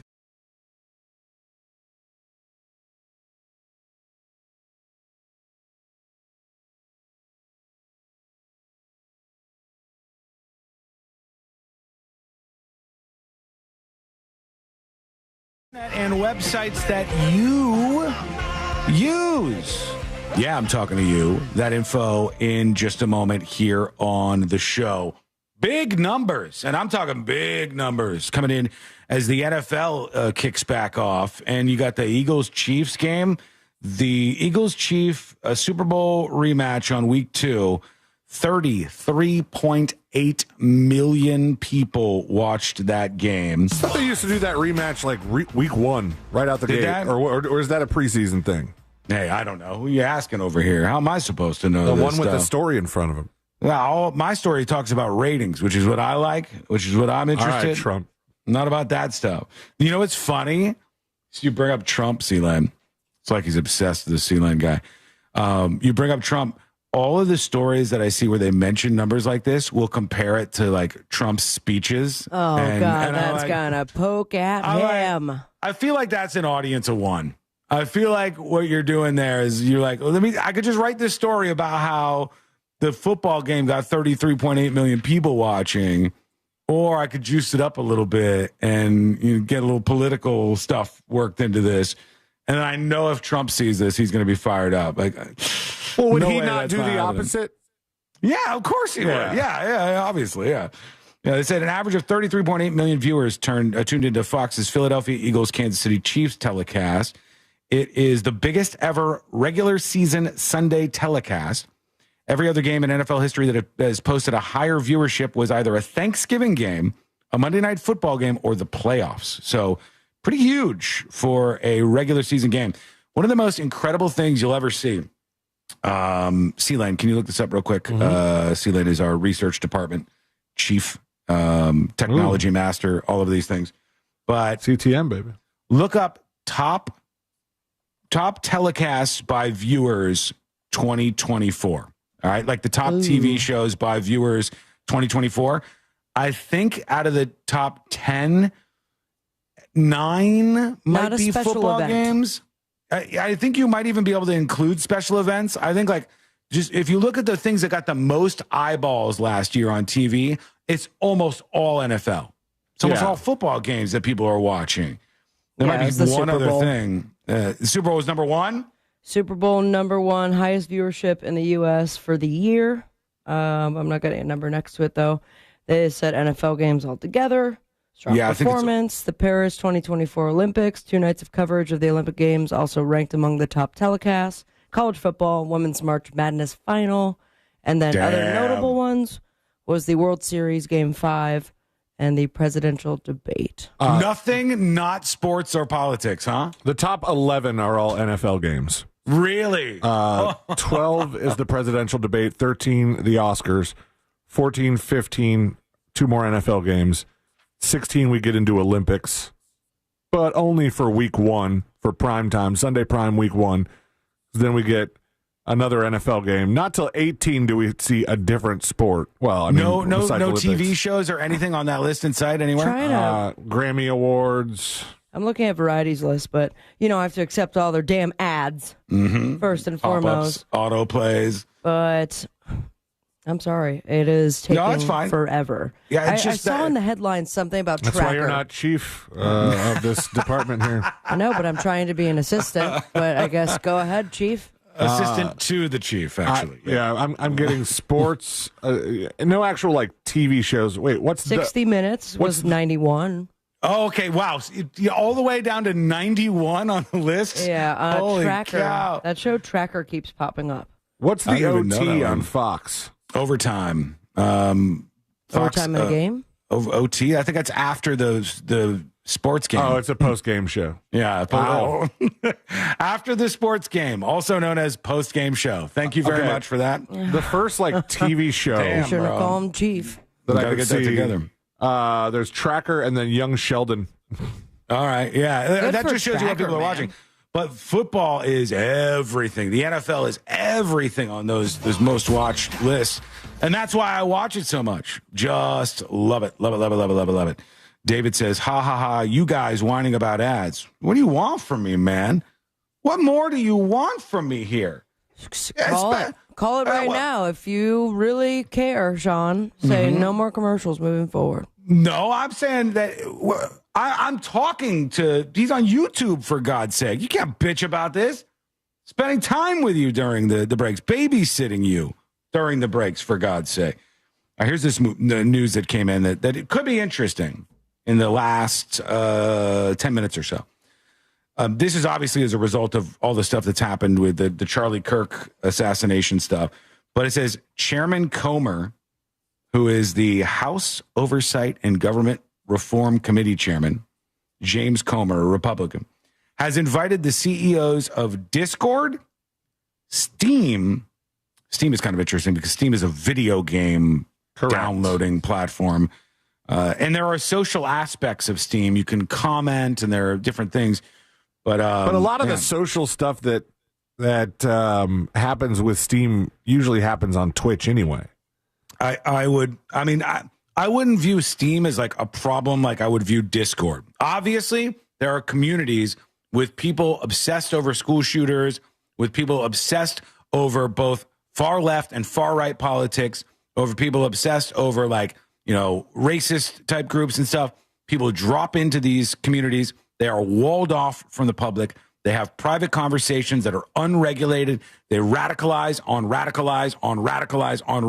themselves in these conversations. And then all it takes is one person with, some personality disorder and a weapon and a penchant for violence, a little bit of a taste for nihilism in their mind to go, okay, let's actually go do something. And then when they do something, we trace it back.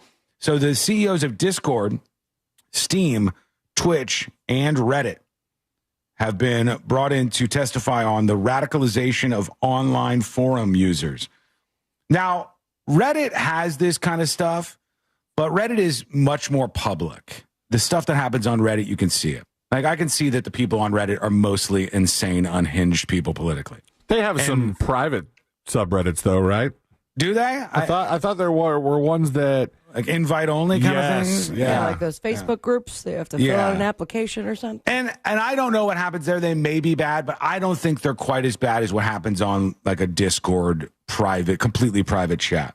Or not just to call them out, but also you have various other platforms where they have like sort of an encrypted chat situation. But apparently it's not that encrypted if Discord is not testifying, but releasing statements that said that this shooter kid didn't plan anything.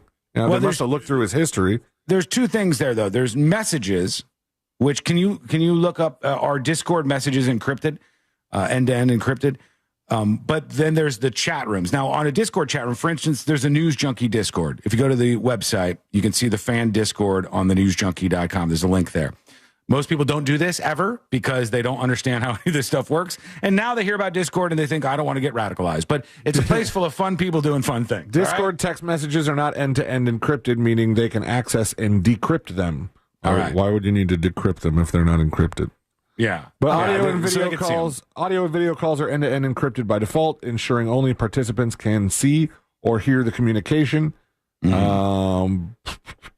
Discord uses standard transport encryption for text messages, protects them during transit, but not from Discord itself. I think Discord and Telegram are sort of the main places where these kind of conversations are going on in private and where people radicalize each other. I think the blame game goes to other places. Like, as I was saying, Reddit has a lot of very political people. They all believe in the same stuff. Like 60 to 70% of Reddit is left-wing, left-leaning users. It doesn't even matter what subreddit you're in. Usually they're just swayed that way. That's how the community started, and that's how it is. But I will separate those people from these other communities, which are much, much more on the fringes. And those are the people who are just radicalizing each other. Now they're going to bring them to Congress, and I'm sure they'll solve the problem. Yeah, they'll fix it. Everything will be sure fixed. that all of the old people asking them questions will understand the answers tenfold. Now tell me about this Discord. Yeah, Mr. Discord, is that just one person? Senior, do you know Mr. 4chan? Do you know the hacker 4chan? I learned a little bit about this from my friend Tim Apple. Oh man, can I find that clip? That hacker 4chan. It's so funny. It's one of the most hilarious things to me. Knowing a bit about the online world and having worked in this area for a long time, I have a pretty solid knowledge base on stuff that I don't often talk about on the show. But it's funny to hear when these communities are discussed in mass media, because oftentimes the experts that they bring in have no idea what they're talking about. And one time in particular, they were talking about 4chan, which is an image posting board in the style of a lot of old, like, Asian image posting boards. Basically, you start each post with an image, and then replies are supposed to either have an image or some sort of comment. Most of it is anonymized. And when you look at a website like 4chan, most people do not know this, but like 90% of the website's different forums are all normal stuff. It's like you're into drawing, you're into cars, you're into all these various topics. Then there's the not safe for work part of Reddit, and then there's the poll, which is the political side of not Reddit, I'm sorry, 4chan.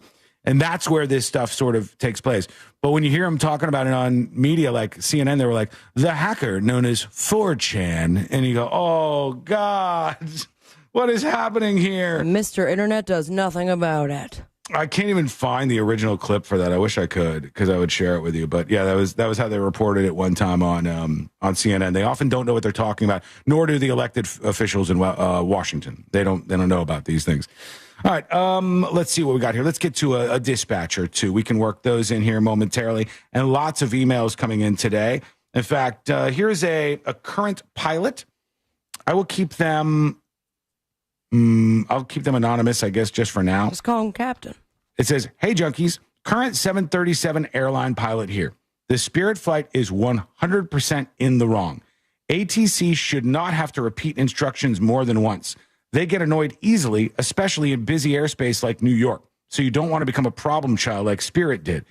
They were clearly either having a discussion in the cockpit and simply missed the call, or were distracted by other means, enter iPad discussion. We do use iPads for navigation in the cockpit. There's specific software we use to show us charts, weather, frequencies, etc." So, C-Lane, he's saying even on a 737, they are still using the iPad for like navigation and stuff. Absolutely. That said, there are other iPads. Think about like back in the day when you used to, your parents got the triptych, or you would have a much bigger map as a truck driver or just on a vacation. They had versions of that for everywhere you travel on an airplane. Yeah. I mean, it's like there's no physical roads in the sky, but there are routes that Pathways, you're supposed to adhere to. And that's all stuff that you learn or have to like look up, and you would have to have this big packet with you. But now that they can have all that on an iPad, and you just kind of type in GPS style, airport 1 to airport 2, and you're good to go. Yeah, they said that said, there are other apps available on company iPads used to pass the time during layovers, Netflix, Hulu, and so on. They're not supposed to use those during flights, but some pilots may or may not bend those rules while at cruise for hours on end, where our only real duties during cruise is to listen to air traffic control and follow direction. However, the number one rule is don't get distracted. In the case of Spirit, they failed that one bad. Thank you for another great email today. It seems like you should be able to lock that down as the IT manager of the Wi-Fi that is available on these airplanes. Yeah. Like, what were they doing? Huh? Yeah, what were they doing? What were they up to? Or locking that down to block them from doing it? Like, yes, the device that the pilot is using should be able to get access to all the charts, all of the information, everything that is essential to the flight, and blocked from anything entertaining. None of the fun. All right, quick break. When we come back, the next episode with Sabrina. What's coming up on the next episode? Thank you for asking. What's coming up on the next episode? LimeWire is back, baby. And in a very, very interesting way. Metallica ready to sue regardless. An update coming from the Boys and Girls Club after the Emmy speech bit. And it turns out it doesn't matter how long those celebs yap for. Plus, that weird public urination trend has hit theaters. And it's leaving some demon hunters peed off. All that and so much more coming up on the next episode. And that is coming up next on the News Junkie. Coming up tonight on Real Radio at 7, it's a corporate time with Tom and Dan, brought to you by Gringos Locos and Modern Plumbing Industries. At 8 p.m., it's Good Sauce with Ross and Joel. At 9, it's Real Laughs, followed by Real Music Weekends at 10 on Real Radio 104.1 and on your free iHeartRadio app. Folks, pouring out there. Absolutely pouring.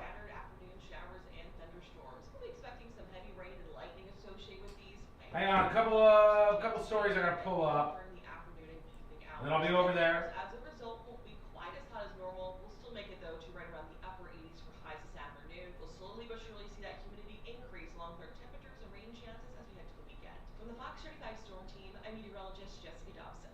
This report is sponsored by Dairy Queen. When you hear the small blizzard treat is just 85 cents with $1 purchase in the DQ app, you might just feel like you're dreaming. You're not. Hurry and get your small blizzard treat for just 85 cents with $1 purchase when you sign up for DQ Rewards. Only at participating locations. Get ready to crank it up.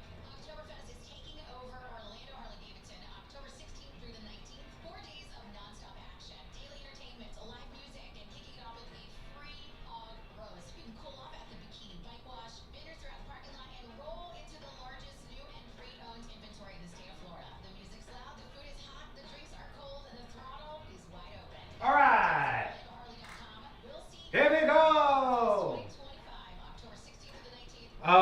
email coming in from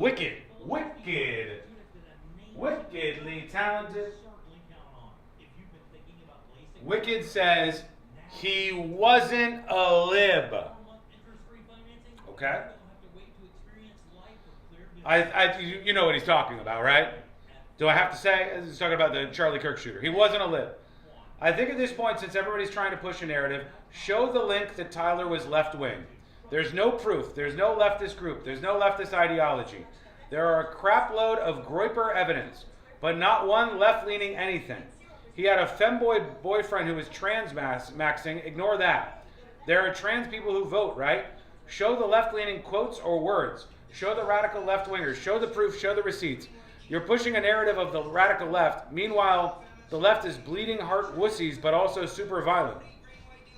Makes no sense. Keep pushing a narrative. Keep ignoring all the online people who know this stuff.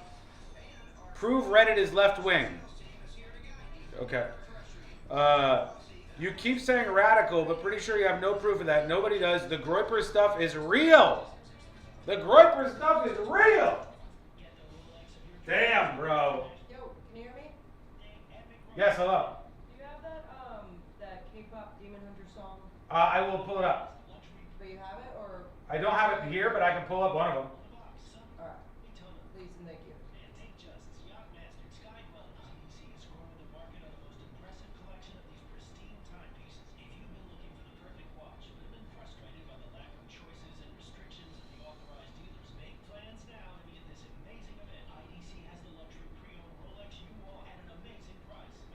Okay. Anyhow. Yikes. Yikes. It's quite interesting to me how, number one, willing people are to believe in some of these conspiracies. And number two, the level of cognitive dissonance you have to reach to say the following things. There is no evidence that the shooter was motivated by left-wing politics. All of the evidence points to the fact that he's a Groyper.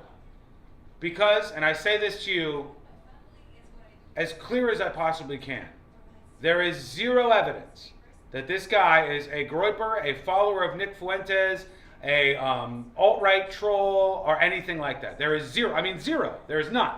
There is zero evidence of this. None. No evidence at all. So the idea that, like, there's no evidence of this thing that there's evidence of, and then the thing without any evidence is the truth, shows that you're believing what you want to be true. That's what's happening. That's crazy. 1 minute.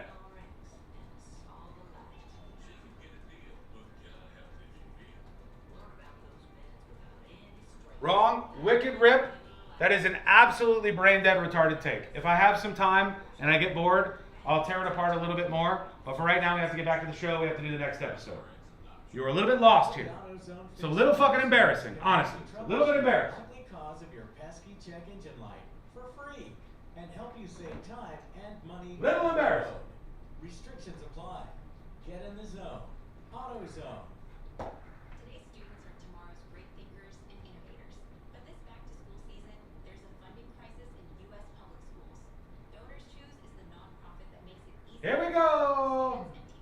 Thinkers and innovators. But this back-to-school season, there's a funding crisis in U.S. public schools. Donors Choose is the nonprofit that makes it easy for you to support students and teachers. You could provide pencils and paper, chip in for a music class to get a guitar, or help a science teacher unbox new microscopes. Support a teacher today and provide students with the classroom supplies they need. Learn more at donorschoose.org. Choose students. Shape the future.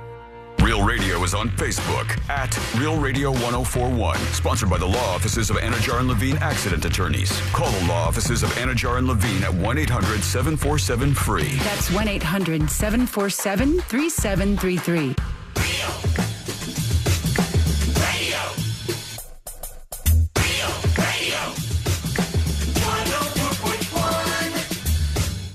Hear it here first. Then everyone else will catch up in a week or 2 or 4. You're listening to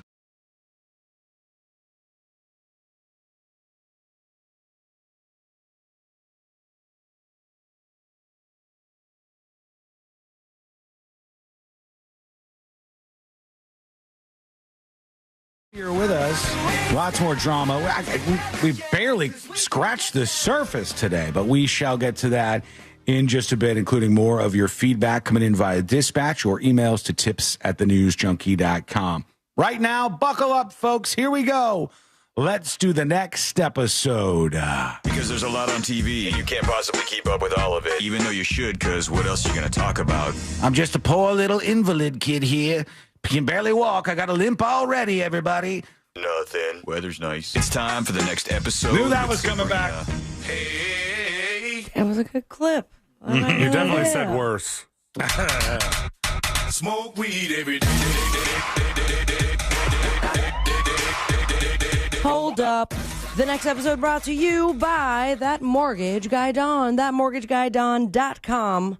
And, of course, the Home Loans Radio Show. You can tune in every weekend, get your questions answered live on the air. See that Don is pulling back the curtain on the mortgage business because he wants you to know how it works. And if you're ready to get the party started, go to the website. Very easy to navigate through, chock full of information for you, but most importantly, direct access to Don himself. He's got your back and has got the back of you and your loved ones. Go to thatmortgageguyDon.com. Don't miss the boat, compare your quote with That Mortgage Guy Don.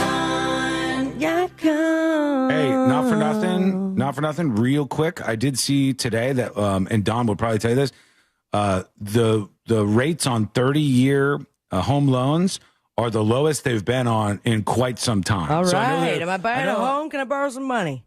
Like, I know some people who got a really bad deal have been looking for, I don't know if Don would say it's time to refinance at all yet, but like, I think the numbers are starting to come down. So he's your guy. Thank you so much. That's all I have on that front. It was 18 years ago. Maybe you have a little bit on this front, too. I wish I would have rephrased that.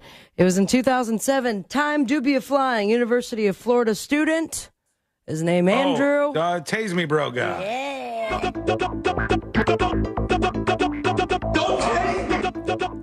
What? Bro, I didn't do anything. Yeah, and they did tase him, actually. His name was Andrew Meyer. He was tased by campus police and forcibly removed from a town hall while pressing John Kerry about Bush's foreign policy. John Kerry, I forget that name all the time. Remember when you used to be able to, I don't know, yell something or protest and no armed weapons and no one was shot or killed? Well, he got tased. He got tased, but he lived to tell the tale, did he not? What's funny is that's such a tame thing compared to current day politics. That's what I meant to say, yeah. I mean, this seemed like the good old days, the way that I'm reading it, plus a fun little EDM remix available on the internets.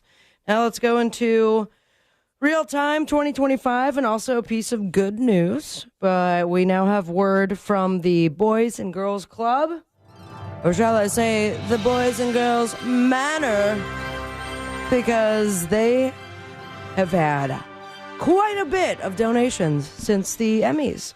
You know, that whole bit with Nate Bargatze every time the speech would go under 45 seconds, he would donate $1,000 per the second, right? Mm-hmm. And then over 45 seconds, he would take away $1,000 per second. It all started at 100,000, ended up getting 350,000 donation from the Emmys itself. Does this mean that some of those celebrities actually Nate and CBS, did donate more money? Because some of them were like, oh, I'm talking too long, but I'll donate too. Oh, yeah. They're saying that ever since that, the organization has received more than double the donations compared to this time last week. All right. So on top of the $350,000 from Nate and CBS. But this moment was about more than the donation for us. It was also special because it placed our mission and our club kids on a national stage. What, did everybody just forget about the Boys and Girls Club? And they will next week. Very short attention span. I'm sorry, Boys and Girls. Not a controversial charity, though, right? No. They're pretty middle of the road, I just think maybe they used to advertise a lot more because they're not top of mind like they used to be. Oh, I do wonder why Nate picked them. There has to be some sort of personal tie-in, I imagine. I didn't watch the Emmys, so. Now let's get back to the gross and the nasty and the true golden eggs of 2025. When you go to a movie, Sean, you just went to one recently, The Long Walk. Good times. A long walk, though. Long walk. It was long walking. The Long Walk. Yeah. You usually get some popcorn, soda, Got some. Yeah. Settle in for a little bit. Apparently, there were some tears as well getting into the popcorn. Makes the popcorn saltier. That was a plan for a group of moviegoers in Arizona late last week until their night took a bizarre and nasty-ass turn. Now, thank God that person didn't pull up a weapon, but instead they pulled out their flesh flute and decided to urinate on everything. Oh, I saw that. There was like a little video of it or something. Is it part of that challenge? That's... No. Are you sure? Because it just happens to be on the same week of that pee-pee challenge. It could be. Yeah, the story I just saw was like this guy whipped it out and started peeing during the movie. Yeah, during what movie you were asking, C-Lane, probably? What movie? K-pop Demon Hunters. I found it on the system. Turns out this song is really big. Shut Thanks, up. iHeartRadio. iHeart plays K-pop Demon Hunters on the air? But they didn't. It Damn. didn't fall over K-pop Demon Hunters. It's Hunter, no E/X. Okay. How do you say that? Anyways, the man was identified as Limmel Hole, and a lot of people froze in disbelief, and others weren't about to let it slide. So one audience member decided to take immediate action and punched him right in the face as he was peeing everywhere. Stood up in the middle of the movie, unzipped his pants, began to urinate. Is anybody defending this as free speech? Like, hang on. I thought this was America. You get to say and do whatever you want. I mean, apparently this happened at the perfect time because they were having like an action scene in the movie itself as well with like a And then cool they're song in the punching. background. Yeah. And the guy's pee is flying everywhere. So This song awesome. was last aired in the building less than an hour ago. So to answer your Shut question, up. yes, and it's in a category of one. It's so big right now. It's so crazy big. And most of our listeners have no idea what this kind of stuff is. 23 songs in our system labeled K-pop. Damn. fun, but not from the movie.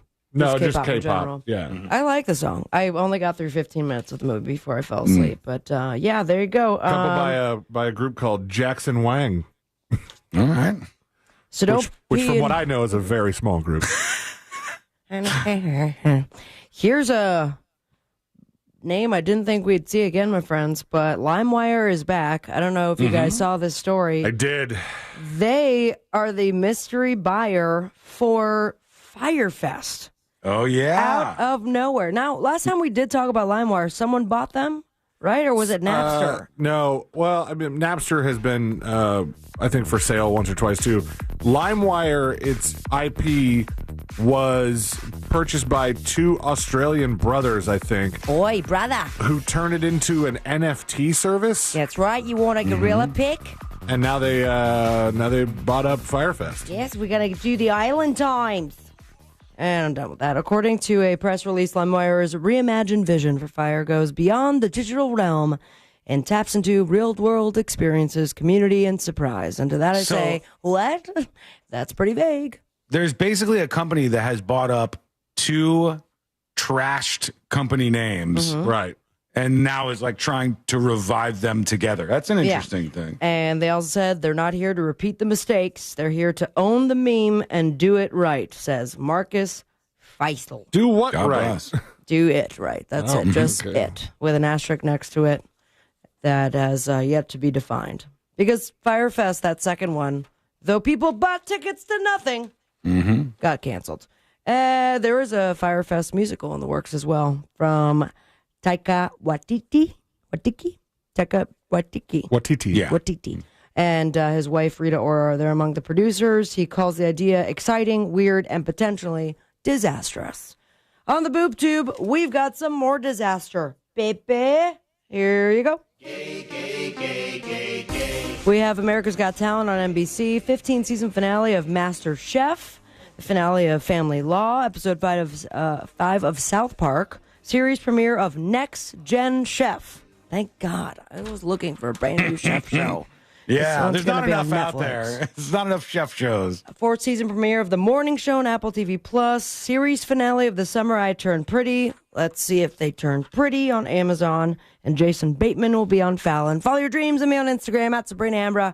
But most importantly, say with me, America. Smoke weed every day. Oh, that's right. Jason Bateman's on Fallon because his new show drops, I think, tomorrow. Y'all started Task yet? No, but I have heard. Loving it. I've heard things about that Task, and then the one with Jason Bateman is called The Black Rabbit, I think. Okay. Unless I'm getting that wrong, but that's the one he's been talking about it for years, and finally now it's just coming out on Netflix this week. Our new Ozark. It looks interesting. It's about a guy who I think got himself stuck in some gambling debt and now is on the run, or something kind of similar to that. As long as he is classic Jason Bateman through the whole thing, this should be a win. Yeah, he's kind of one note. He does that same character, smart ass who's in tough situations, and but he's played some evil characters in the past, though. Remember The Gift? You guys watched The Gift? Oh, it was good. That was good. He was bad man in that. Yeah. I love that was a good Bad movie. Words. Bad Words is great. Bad Not Words enough is people. so good. Not enough people have seen The Gift, and The Gift is one of the only movies ever that I've watched. Okay, this is a movie about Jason Bateman and some kid from his childhood that he bullied coming back into his life. Lots of twists and turns. A good thriller. And there's a scene in there where they build up the suspense so much that I shrieked like a little girl. Really? And the thing that they scare you with is a dog. All right. It's not going to spoil it because you're not going to know it's coming in the movie, but there's a moment where you're on the edge of your seat and you're like, what's happening here? And then they throw a dog into the scene, and it about made me crap my pants. Yeah. It's scary. Very good movie. Very fun time. Look at us. Okay. Quick break. When we come back, we'll hear from you. We have to dive further into the trend that we've been investigating. We are doing this on a very, very high level. This is very, very professional, but it is about peeing in public. So we will have to hit this.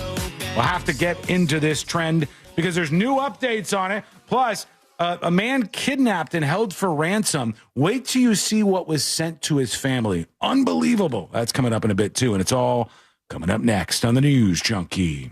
The Tampa Bay Bucks host the New York Jets for their home opener this Sunday. Coverage starts at 12 noon on Real Radio 104.1 and the free iHeartRadio app. Presented by First Horizon Bank and Renewal by Anderson, official partner of the Tampa Bay Buccaneers.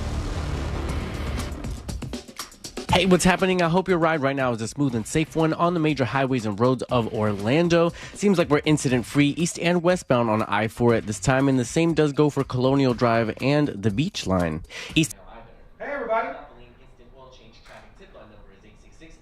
Sealand just told me that South Park has apologized. Get storm ready with strength you can trust. Not Charlie Kirk, but South Park has apologized because they didn't get their episode done for tonight. It was an episode that was supposed to be released tonight, but it hasn't been completed, so they're going to have to postpone, and there's going to be an episode, I guess, maybe next week instead. This Friday and Saturday from T-Mobile Arena in Las Vegas. The biggest names across all styles of music, all together on one stage on one weekend.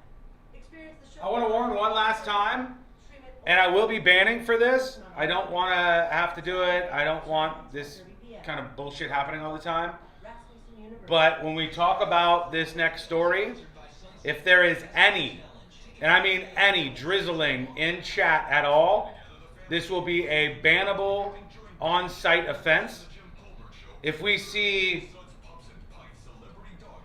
any measure of drizzling in the chat, gone, banned forever. Don't try to push the limits here. Don't try to test me. If I catch a little drizzle, gone, done.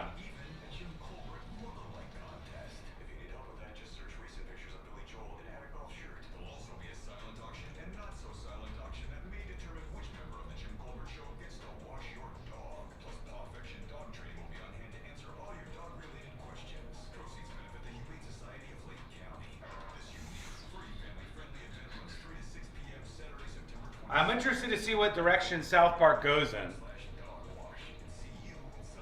Because they were kind of going after, like, the influencers in the political world, and now I don't think they'll probably want to continue that. Unless they do.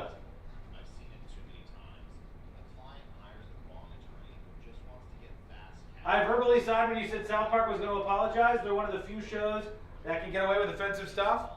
Yeah, they're not apologizing for that yet, as far as I know. I have no idea what direction they'll go in. If I know those guys, it'll probably be one of those things where they veer off in a direction that nobody's actually going. They usually twist in a new direction when everybody's expecting them to juke right, they juke left. What the hell is going on with chat? Hang on.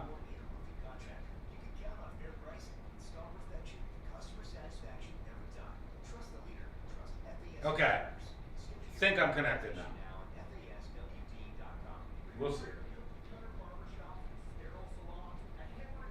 By the way, hey to everybody. Hello to all of you. I love you. I appreciate you. And to the very few, the tiny minority of haters out there, I love you too.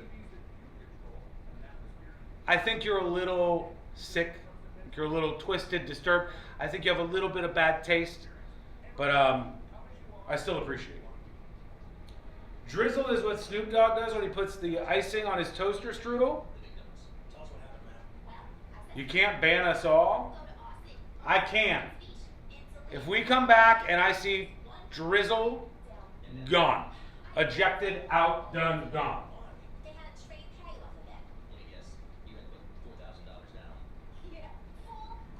Hello, JD. Chaos says, am I a hater? I don't know, are you?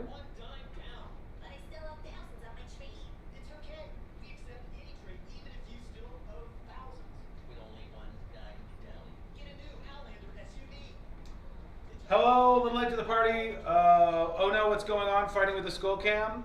No, not today. No, certainly not with Twitch. Few YouTube strays here and there.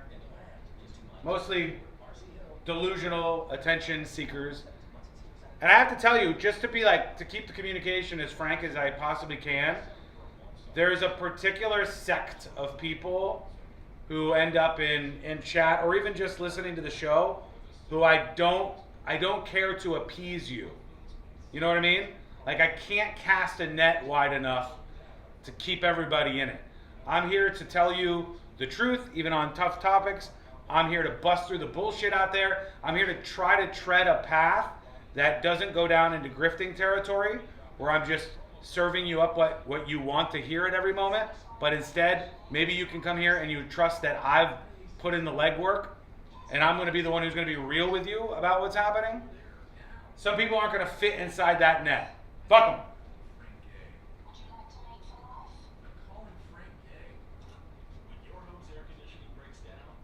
90 seconds and we're back. Early request to be chatter of the day. I like it. Don't challenge Sean, he'll ban us all to prove his point. All you have to do is not drizzle during this one segment that we're about to do. Now, will I be talking? Will it be hard for me to ban and talk? Possibly. But I will be looking for drizzle. And if I see any drizzle, ban hammer. Keep it tight, keep it right.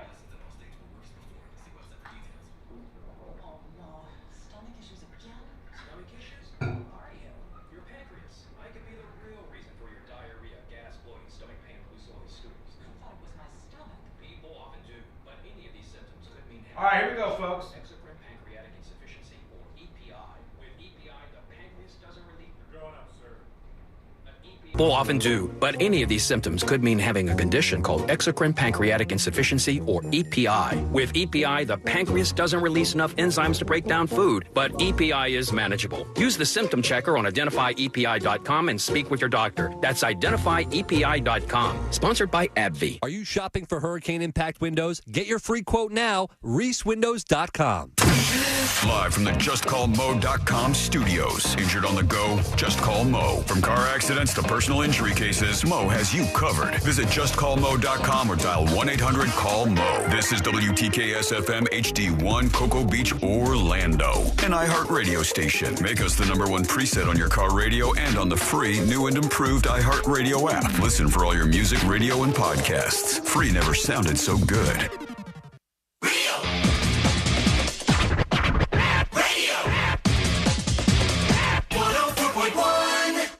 Hear it here first. Then everyone else will catch up in a week or 2 or 4. You're listening.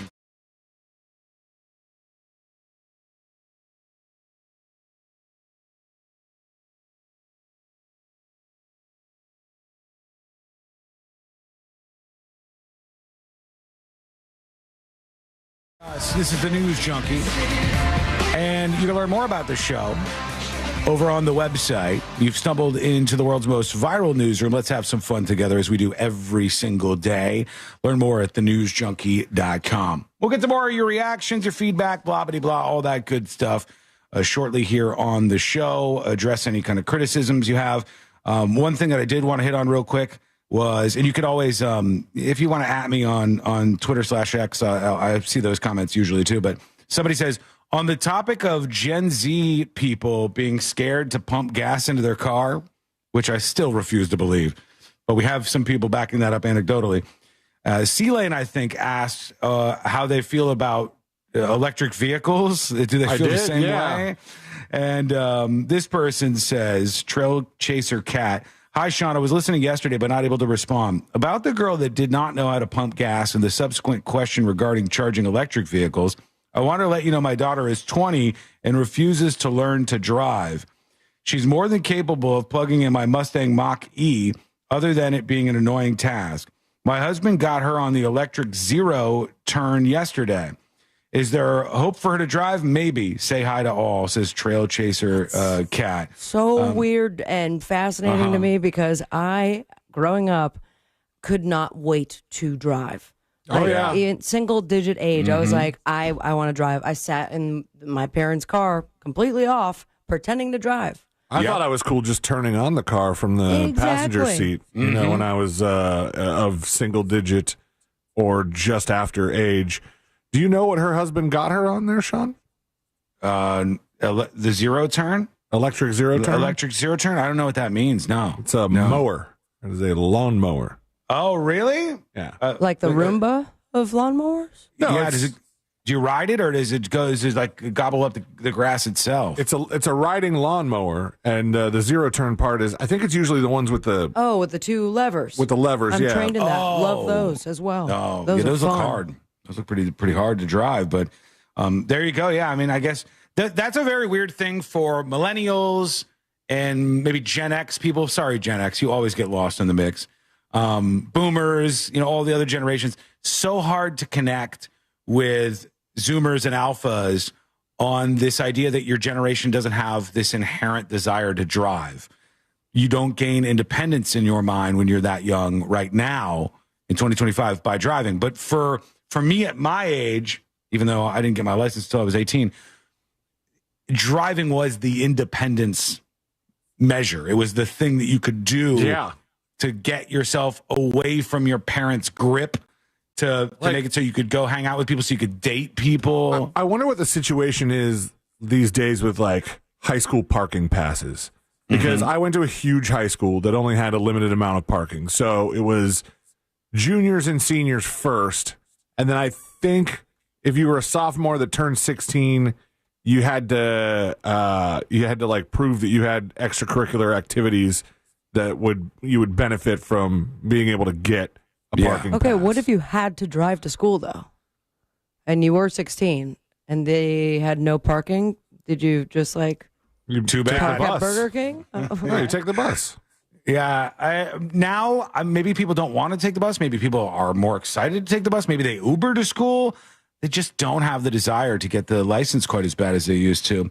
We'll take your thoughts on that as well. And just contact the show, tips@thenewsjunkie.com. If you want to be anonymous, put that on top. Let's talk about peeing in public, everybody. Because just that song. That's the alleged trend that's popping off. We talked about it yesterday. There are these like mystery peers who are in various cities. They'll go all over the city and they'll pee on stuff, but they won't show their face. And then there are other people who are trying to track them down. And now it's been spreading to the schools. And I want to tell you, to the kids who are doing this, you're disgusting. And I hope they bring back corporal punishment in school so that they can whip your ass. I hope that they do that. Well, I hope that they do that. Those kids are probably going to pee on them. Well, here they'll stop peeing when they have to deal with this, because they say in Lincoln, Nebraska, at one school, They had to send a letter to parents addressing this disturbing trend that's been taking place. The trend is to film yourself urinating. And in this case, they were doing it on the bathroom's walls and floors. I'm guessing this is young boys, huh? Yes, 100%. I don't know if there's any women involved in this trend just yet for various reasons. Various public urination accounts have popped up on social media, affecting colleges, high schools, and middle schools across the country. Now, here's the thing that is brutal and disgusting about this, and the reason why you should be paddled until you cry for more.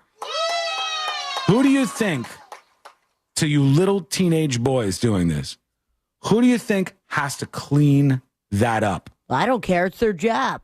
After your fun little prank where you've peed all over the wall or the floor or wherever, all of these people who are doing this in a place where there's someone whose job it is to clean up that mess, that thing that you've done. You disgusting, vile people. And I will never get around this. Never get around this. I see this all the time. All the time. I just saw some guy go to the bar, right? Sitting right next to me. And his friends are like, let's do some shots of Rumplemans, bro. They have 2 shots of Rumplemans. After the second one, the guy puked. And on the bar? Such a beautiful puke with a little gold. on the bar. Oh, it's Goldschlager, never mind. It probably smelled fresher than it would otherwise, but a little on the bar, a little on his pants, a little on the ground. And then he goes, oh, man, oh. And he's like trying to hold his pants that are falling off his ass up. And then he leaves the bar and goes home. And I'm like, are you kidding me, dude? Like, you're the one who just did this. Clean it up. I don't care if you're ashamed of what happened. Good, you should be ashamed. I don't care if you're embarrassed. I don't care. I would never. I mean, I have found myself, and it's a very rare occasion, but you're leaving that bathroom. Like, you walk into the bathroom where it's a damn mess. With women bathrooms sometimes, there's like pee-pee all over the toilet.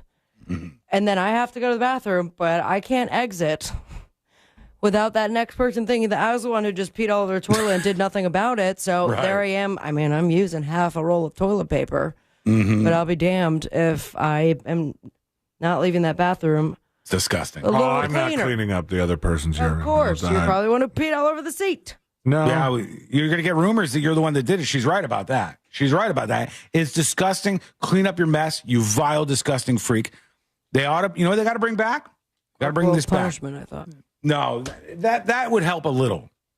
But I want more. Here's what you do. Cameras in bathrooms, you perv. No. At the school, you have a wall. All right? The kids pee on it, yeah. They've been doing that. That wall, not for what seems like obvious reasons, is going to be called a pee-pee wall. And if you're busted peeing on the internet, you're one of these people buying into this viral trend. We can like you stole something from Claire's, buddy. We take a little photograph of you and like you walked out on your tab. We put it on the wall, and then you're on the pee-pee wall in the school. And all the girls and all the normal people who aren't doing this, they walk by and they're like, Jake's on the pee-pee wall. And I hope that screws up your life for at least a year. Kids are going to pee on that wall, you know. Well, then get them again. Get them double. Get them doubly. Or just laminate the pictures. Start off with the morning announcements every morning and go, this little bitty baby with his little bitty baby wiener peed in the bathroom. It's Jake, folks. Jake did it. And you put Jake's photo up there, and Jake's like, hey, that was me. And no one's going to hang out with Jake after that. You have to publicly shame these people. Bring shame back in these schools. They used to do it. We used to bully each other with the gossip rag at school. The gossip rag. Tampons, I believe. And you'd be like, this person's making out with this person's doing this person pooped in the bathroom. Doesn't sound like bullying. Oh, pooped in the bathroom. Yeah, like whatever you could get them for. It would be a nightmare. You're disgusting. Disgusting when you do this.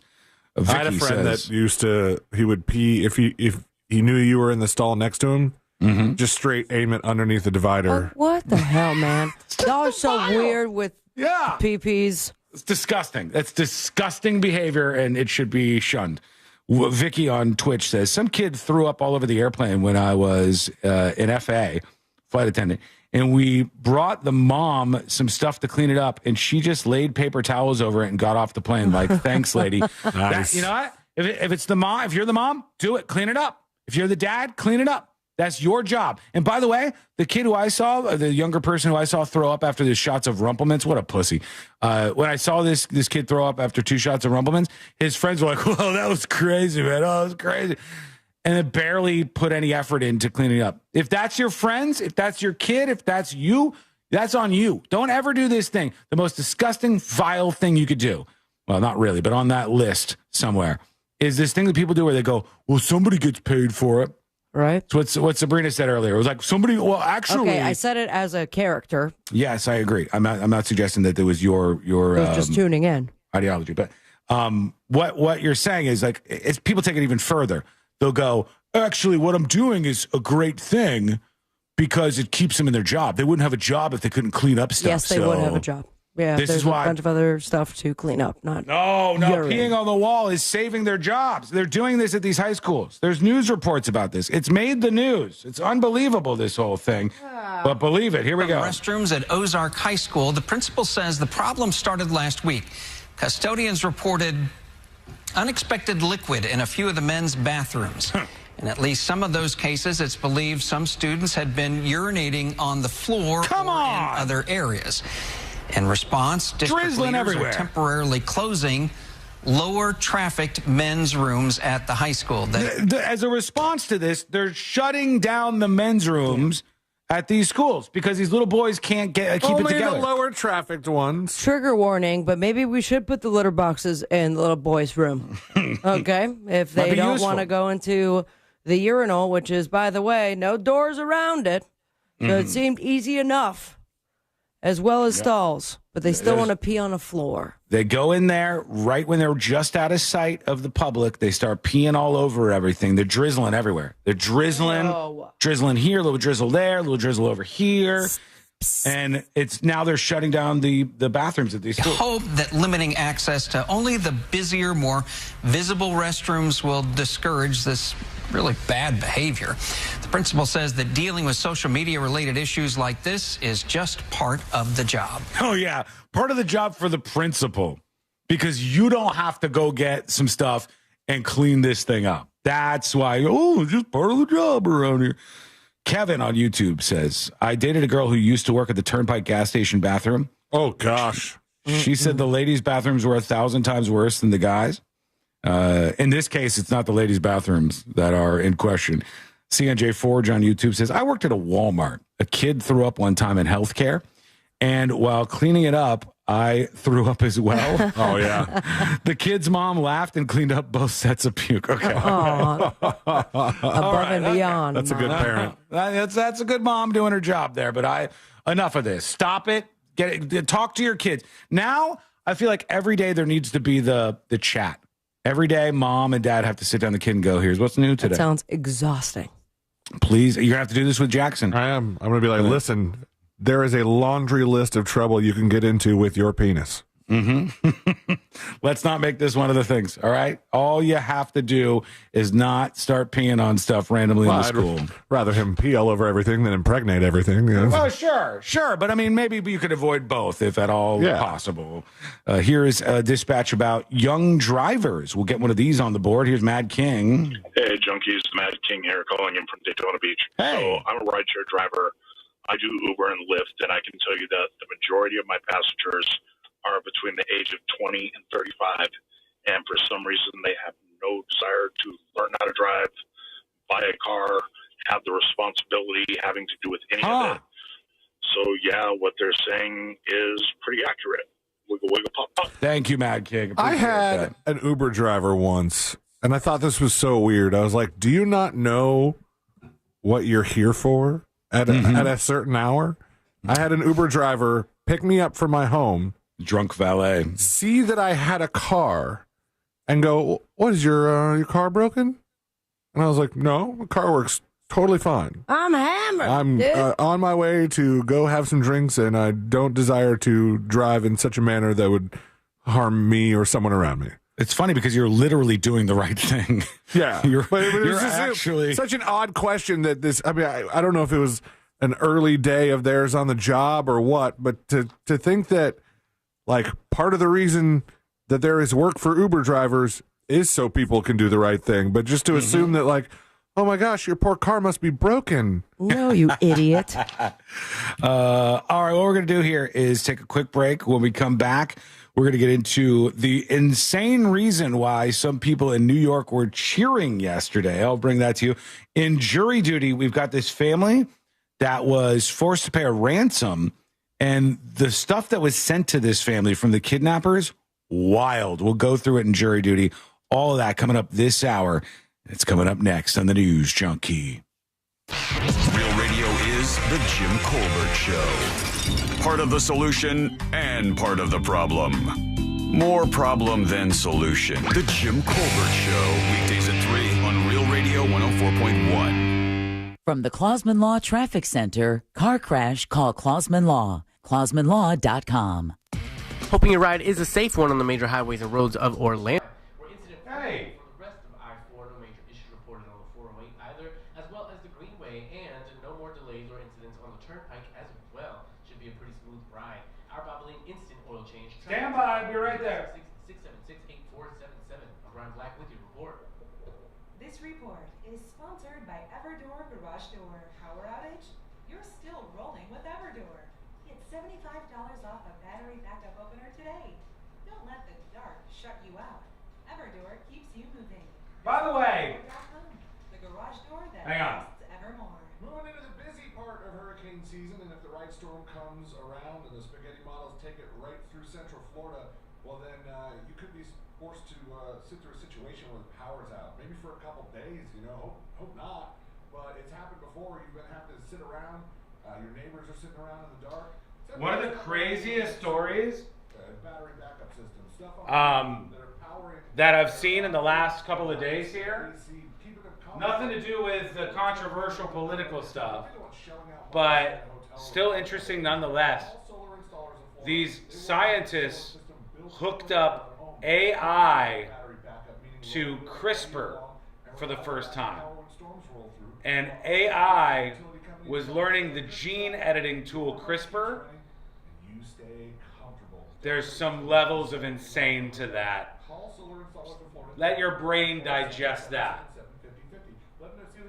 There is like a future there where you go and get into a pod and then you pull up the AI terminal and you go, actually, let's do a little gene editing here.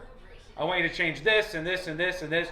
And they change these markers in your genes with AI, editing your genes with the CRISPR technology. Crazy. Crazy.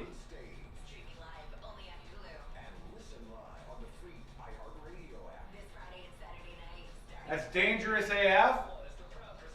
Could be. Definitely weird. You see, like, the technologies coming together? That gives me vibes of, like, if you told me, what's the facility where they were trying to beat the speed of light and they were firing, like, the protons? Really? CERN? Is it CERN? CERN? That would be like me hearing that the CERN facility was going to let AI into their production line. Ooh. Ooh. Hello? What can I do for you? You had to turn on the fish tank light. I did.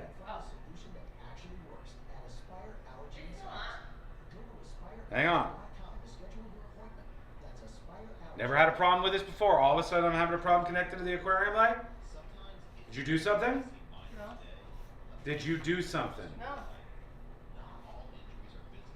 Unbelievable. My Wi-Fi is acting up today on this particular device. Okay. What'd you say? I said okay. Fix it. I'm not even connecting on this thing. Doesn't like you. Why not? She left. She left.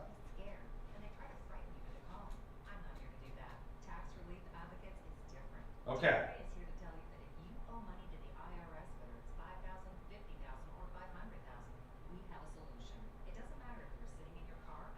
Okay. Manual.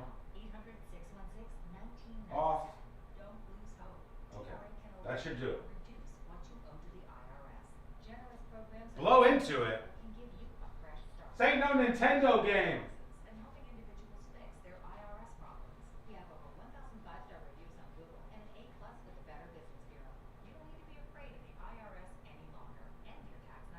Fascinating, says AJ Sue. It's fascinating. It's weird. It's interesting to think about. But, man, I start to question to myself, what does 2050 look like? Like, do you guys think 2050 will be unrecognizable from today in 2025? Because of how fast things are going? Like, we're accelerating on every front. We're accelerating in politics. The politics acceleration is insane. Insane. We're accelerating in technology. That's really insane. We're accelerating in all these fields. Does 2050 even look recognizable to 2025? 1 minute. Rage says yes. Absolutely. Kevin says most definitely. Give me an effing hoverboard. If people keep living longer, we might be in trouble. True. That's very true. But it seems kind of messed up to take that away from people too, right? Like if you could stay your age and live twice as long, to take that away because it's like, no, we can't have too many people. Crazy. 2050 is going to be wild. No people driving cars, flying cars, AI everywhere, no jobs, nobody works. Sponsored by AbbVie. The NFL is off to a wild start. Touchdown pass number 508 for Aaron Rodgers. And the new season lives on iHeartRadio. Touchdown Denver. Local stations bring you the action live. Touchdown Chargers. Plus, fantasy advice and expert analysis with the official NFL Podcast Network. Everything you love about football is on the iHeartRadio app. That's a jet touchdown. Just search NFL to dive in. Injured? Hire America's largest injury firm, Morgan & Morgan, for the people.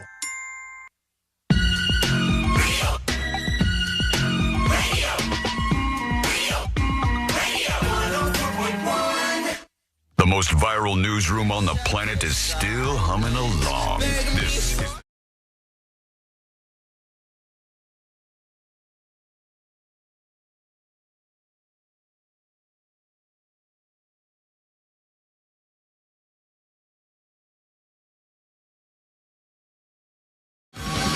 mind-blowing to think about. Just talking during the breaks. You can watch into the studio during the breaks on what we call Skull Mike. You can hang out with me, and you can do that over on youtube.com/The News Junkie if you'd like. This is crazy to me. Crazy. And everything is accelerating at 1,000,000 miles an hour. Politics is accelerating at 1,000,000 miles per hour. People are getting radicalized at 1,000,000 miles per hour. Technology is accelerating at 1,000,000 miles per hour. And one of the big stories kind of floating around was this. Here's the headline. AI-powered CRISPR could lead to faster gene therapies, according to Stanford Medicine. Now, CRISPR... You do this in your fridge? No, that's a different CRISPR. This is CRISPR, and that is a gene editing technology. All right? And so they've taken the gene editing technology and they've hooked it up with AI, and they've built something that they call CRISPR GPT, like Chat GPT. And the AI can take hold and then learn how to edit human genes. Yeah, okay. Who's with this idea of like you sitting at a terminal, like plugging yourself in at home and going, I'd like to do a little gene editing today. You know, and then you tell CRISPR GPT, that didn't work. My brother's still stupid. And it goes, oh, of course, yeah, I see the problem. Oh, and nice by the catch. way, let's not talk about in 20 years that we will edit your genes without your consent and sell to third parties, and everyone's a damn robot. This is the future. It's happening fast. No for me. George says, what does that mean? Haha. It means that they're taking one major technological breakthrough in CRISPR, which can edit your genes. Now, your genes determine all nature of things. For one thing, your genes would determine whether a person is autistic or not. But very simple things, too. No. Vaccines determine whether or not a person is autistic. I wasn't going to say it. Come on, man. Also, simple things like your eye color, your hair color, etc. So being able to edit this either in real time or in vitro, you can change in adults and in children. You're trying to play God, lock them up. Yeah. In the Gattaca territory here. Yeah, it is. That's what it is. And getting AI into that world is wild. And so I posed the question, and people were responding to this, and I said, do you think 2050 looks anything like 2025? No. Like how different does it look like? You walk outside right now, it's 2050. It's 25 years from now. How different do things look outside? I say very different. I say there's for nobody you're driving. Gonna have a bunch of clouds and halos. I'm not dead at 2050. I think I'm gonna make it to that. I don't know, maybe just barely. I think you're gonna walk outside. You're gonna be 80 years old, dude. So what? You don't think I'll make it to 80? First of all, I won't be 80 years old. You say it all the time. You won't make it past 60. I'm doing the math. I'm not 55 right now. Okay, I won't be 80 years old. I mean, I'm in my early 40s at the moment. What are you, 44? That's mid 40s, my God. Yes, I'm in my early to mid 40s. I want to go 45 plus 25. Yeah, you're not trusting me on the math. I mean, okay, you'll be 10 years under 80. Sorry, I went a little bit over. Round it up. I won't be 80. Okay, I will be 70. I will be a young man. Actually, I will be 69. 69. And in 25 years, I will be 69 years old. Unable so I will be to 69. Or I won't be 80. And I definitely will be able to 69. And more so. Top or bottom? More so than you could ever imagine. Side by side? Yeah. I will send you daily text messages telling you, like, did it again. That's what I'll just, I won't say anything more. I'll just be like, Sabrina did it again. Do a group chat. Just so you have to deal with that. We'll walk outside, hobble outside maybe, in 25 years. Nobody's driving cars. All self-driving. I don't think it's going to be flying cars. I think it's just going to be all self-driving. We don't really need to fly as much if we don't have to drive the cars. They're just like going around. There will be no traffic jams, even though I see a lot of stuff that's going to be like, AI will still have traffic jams, self-driving. No way. We could be so smart with this stuff that will never be a traffic jam again. People are going to get hit by cars all the time, though. It'll be their fault. Don't step in front of a car. The traffic jam. Don't step in front of a train. Get out the way, fool. I think one of the more, whenever they really put a lot of money and research into futuristic movies to try and predict how we're going to do things, how things are going to look, I think one of the more interesting things about iRobot was that was with Will Smith, right? Yeah, that's right. Yeah. Was that it was illegal to manually drive. Mm-hmm. And it was like only for specific circumstances, and he could only do it because he was a cop, but it was everything moved so fast because the computers were making sure that nobody crashed. Right. And that stuff can change fast in society. When I was a child, it was very, very, very, very commonplace and acceptable to be smoking in public places, in restaurants. You would go to Denny's and they would say, and I know Zoomers don't get this, they would go, would you like smoking or non? Doesn't exist anymore. Doesn't exist. Even in the Carolinas? That was the last place I heard smoking or non. Very few places. Socially, it's out of the norm right now. Yeah. Oh, absolutely. If somebody lit up next to you, if you were getting your breakfast at the International House of Pancakes and somebody next to you lit up a cigarette and just starts smoking stogies, you would immediately say, sir, put down that dart. I'm trying to eat my eggs and enjoy myself. I wouldn't. We can't do this. Can I borrow your lighter? This is not. Finally, we don't live in this society. An American. We don't live in this society anymore. All right. Is Sean Gen X or millennial? How dare you? I'm obviously a millennial. Boomer. Yes, indeed. I'm not a boomer. No, I'm a millennial. Boomer has it. Was it an elder millennial? I'm a millennial. You yes, are a cusp. I am indeed a millennial. I was crazy. You said cock wrong. I think it's be so different. 25 years from now, so different. Everything will be different out there. I hope it's a little bit more peaceful, chill. How many political parties do you think are going to be 25 years from now? None. There will be none. The AI will run all things politics, and no one will mention. If you mention politics in public, there will be some They'll sort hit of you with one of the driverless cars. yeah, like some sort of barely sentient being will off you from a distance if you like. Me, no speak politic. You say anything about that, it's going to get zapped out at that point because crazies are among us. Crazies. They're in New York City on the street corner. And when they hear that some of the charges were dropped for Luigi Mangione, they're like, yeah, okay.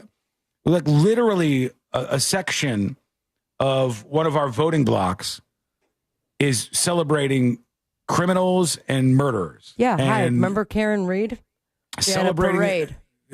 Celebrating the fact that somebody who murdered a person who works at a healthcare company had some of their charges dropped against them. Out on the street, openly celebrating because like the Overton window has been smashed. You know, the place where we talk about what politics are acceptable to discuss, smashed out. Loons are all over the place. You know, and there's a million reasons for this. But that was real. They were really cheering on Luigi Mangione, much like you have some people, lunatics, cheering on the Charlie Kirk assassin stuff. It's weird out there. It's a weird time. And I was trying to look through. I saw this one report today where they kept talking about all the professors and other people who had been fired or placed on leave or, insert whatever here for their messages. They weren't saying what the messages were. And I always want to hear what the messages were. I want to know what they were. If somebody got suspended or fired from their job, write it in the news report. Write what their message was. They'll be like, something we cannot print here. No, write what the message was. Some of the people are actually, we're at this point in the news cycle, some people are getting suspended who are Charlie Kirk supporters who are posting insane, vile stuff. In fact, Rebel Cole, interesting name considering this, a professor of finance at FAU, has taken some heat because he posted on X, formerly Twitter, "We are going to hunt you down. We are going to identify you," among other comments about people who are writing stuff bad about Charlie Kirk. So he's on the other side of this. And that professor is getting in trouble, too. Another man. Yes, that would. Oh, no. Rebel? Does it say he? How dare you assume?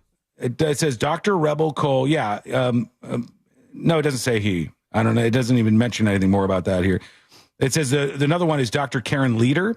Karen and Rebel in it together. Was also placed on leave for comments about this, for posting negative comments about Kirk from the opposite side of the political spectrum. Dr. Cole's statements are startling, says the president of the college. No reasonable person behaves that way. End of discussion. Well, maybe we need to realize that we have some unreasonable actors in the midst of all these conversations. Some unreasonable actors. We have two ways that we can handle this as a country that should be taken seriously. All right? If we're going to be a serious country, we have two ways that we can handle this moving forward. These unreasonable, radical lunatics who celebrate murder can either be stripped of all power, every little, tiny iota bit of power, so that they are maligned publicly and on the fringes of society, and they can't really do anything with their dumb ideas. Or we just start flinging these people over the border. Somebody else could deal with them. Those are the only ways you can deal with an issue like this. You're not putting the snake back in the can. You're not putting the rabbit back in the hat. It ain't happening. People don't care about this. Like, I have people email me all day long, unhinged stuff. I'll explain to them. I'll say, here's what happened, here's what happened, here's what happened. I'll try to lay everything out as nuanced and logical and reasonable as I possibly can. I assure you that's my goal every single day on the show.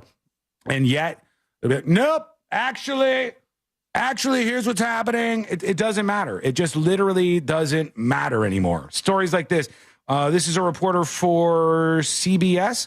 CBS News senior White House reporter Jennifer Jacobs says the text messages between Tyler Robinson, the shooter, and his roommate, officials cite in court documents in the Charlie Kirk case, are authentic, sources confirmed to CBS News. The speculation they were faked is false. What are the responses? If you say so, on and on and on. Same news that CBS capitulated. Okay. And it just on and on, like crazy people. These are stupid, crazy people. I want them to have no power, or I want them out of the country. because you can't. There's no reasoning with lunatics. There's no reasoning with people who do this. I cannot sit down with somebody who is cheering on Luigi Mangione and be like, listen, bud. All right, I get it. We're dumb. We do stuff. We make radical decisions, and then we become old and pay our taxes like normal people and watch Night Court. I can't do that. It's not going to get through. It doesn't work. It's not working. So you have to do something else, I think. When we come back, we'll go in another direction. We'll get to jury duty and this story about this family that was forced to pay a ransom. And I want to tell you the photos and videos that were sent to them by the people who kidnapped their family member. And it is a wild story. But you should know about this, all right? You should know about this because who knows who it happens to next. That is coming up next on the News Junkie. Real Radio is on Instagram at Real Radio 1041. Sponsored by the law offices of Anajar and Levine Accident Attorneys. Call the law offices of Anajar and Levine at 1-800-747-FREE. That's 1-800-747-3733. This is Katina Mobley. This is what's trending from iHeart Sports Network. Presented by Fairwinds Credit Union. Florida running backs coach Jamar Jaluki has been suspended for 3 games for his role in an altercation before the Gators game at LSU last weekend. Florida this Saturday visits Miami. Meanwhile, UCF, after their bye week, is getting ready to return to action Saturday. They'll be hosting Bill Belichick's North Carolina Tar Heels. Baseball last night, the Marlins held on in Edge, Colorado, while the Rays got beat by Toronto. I'm Matt McCoy. Fair winds. Ooh, here's my chance. Here's my shot. What's up, everyone? Sean is doing his Mills Air thing. What's happening there, chat? Everybody having a nice little Wednesday? I am. I took a couple days off from the drinking, finally. It had just been going. Did a little couple weed sodas each night. Watch some TV.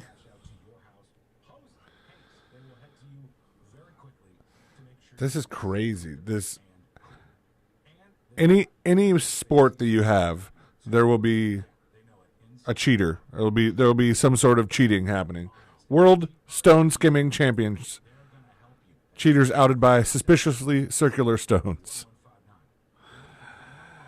That's nuts. Anyway, I thought that was a fun story for today, but I know I'm about to get cut off here. Sean is getting ready to hit the button. Taking a look at his laptop. He's bringing up some of the next stories we're talking about, and then it's going to be Skull Mike time, and then we're going to be cut off. Second half C-Lane tonight? Yeah, probably. I deserve it after the 2 hard days that I took off. Wasn't even that hard. Honestly, should probably do it more often, but, stuff happens. He's hitting that button. I see it coming. It's happening. 3 and a 2. Can't override it. Hey, folks. Welcome behind the scenes. This is Skull Mike.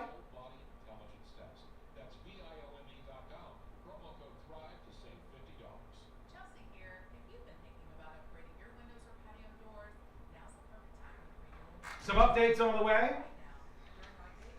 Hello? I'm going to Total Line. Yeah. Which card? Just put it on the Blockbuster card.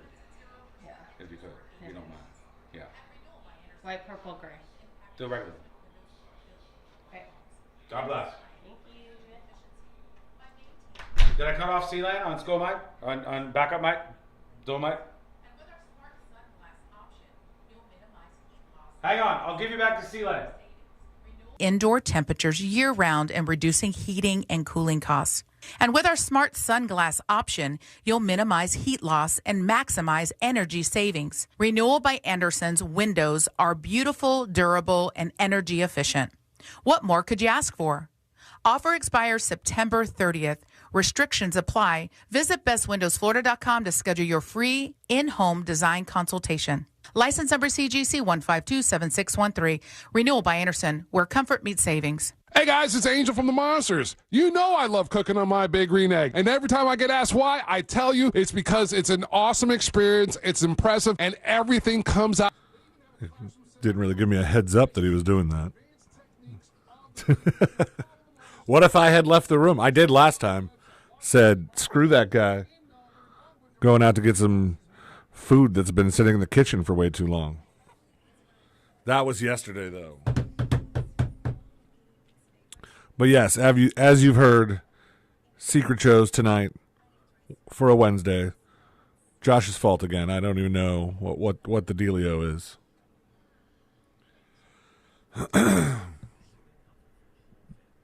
He doesn't have a Blockbuster card. He's lying.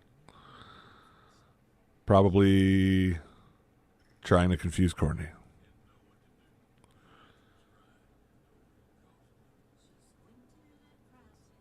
Thanks to everybody who's gotten their tickets so far to the roast. I'm excited. I keep, as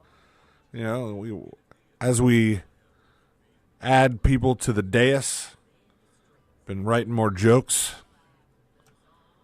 I got a couple things up my sleeve, I think. I don't know what everybody else is doing. I know one Sean joke. He knows one me joke. Well, sort of.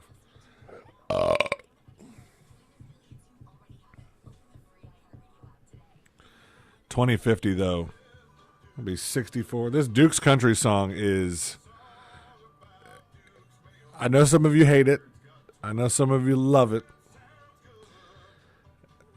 It is a catchy mother. I find myself walking the halls of iHeartRadio HQ. This is a Duke's Country song. So it's not even a very clever song. It's a song about Duke's mayo. Tangy. But it is a banger.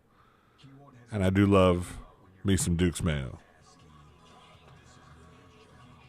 What's up, Tammy? My burp buddy. Burpee twins. All right, rejoin's playing, so I should probably get back to work.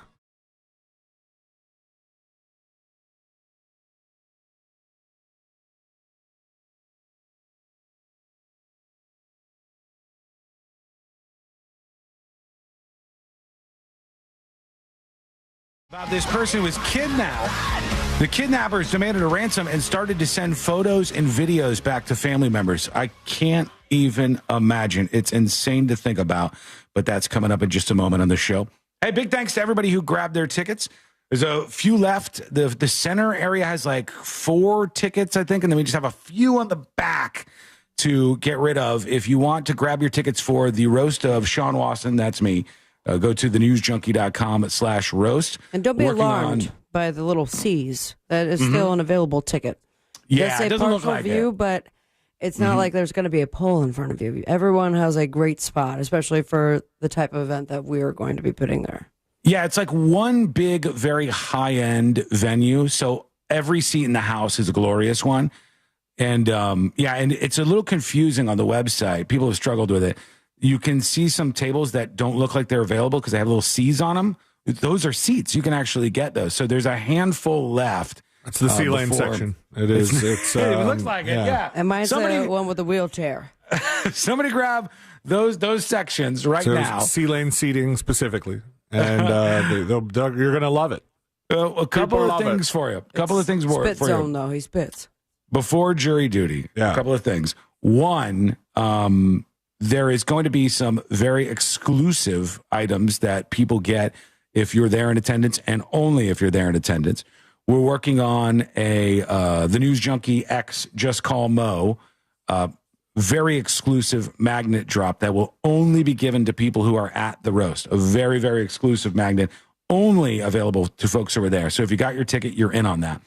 We're also starting to lock in some special guests that I think are going to bring up the drama, bring up the excitement, bring up the blood sport level of the jokes at this roast. It's no way you don't have fun at this event, okay? It's October 30th. It's at Judson's Live at the Dr. Phillips Center. And you can get your tickets right now while the show's live at thenewsjunkie.com/roast. when we're not live, it's going to be top right there on the website. So if you forget, go, oh, I got to grab mine.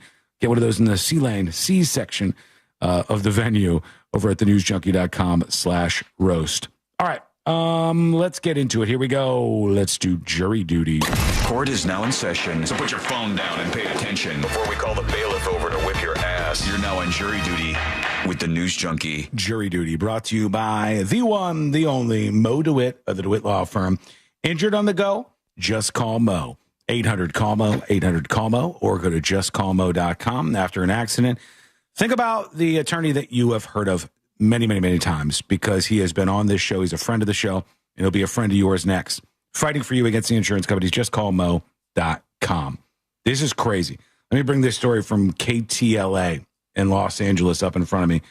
An LA County family was forced to pay a ransom from a family member who was kidnapped.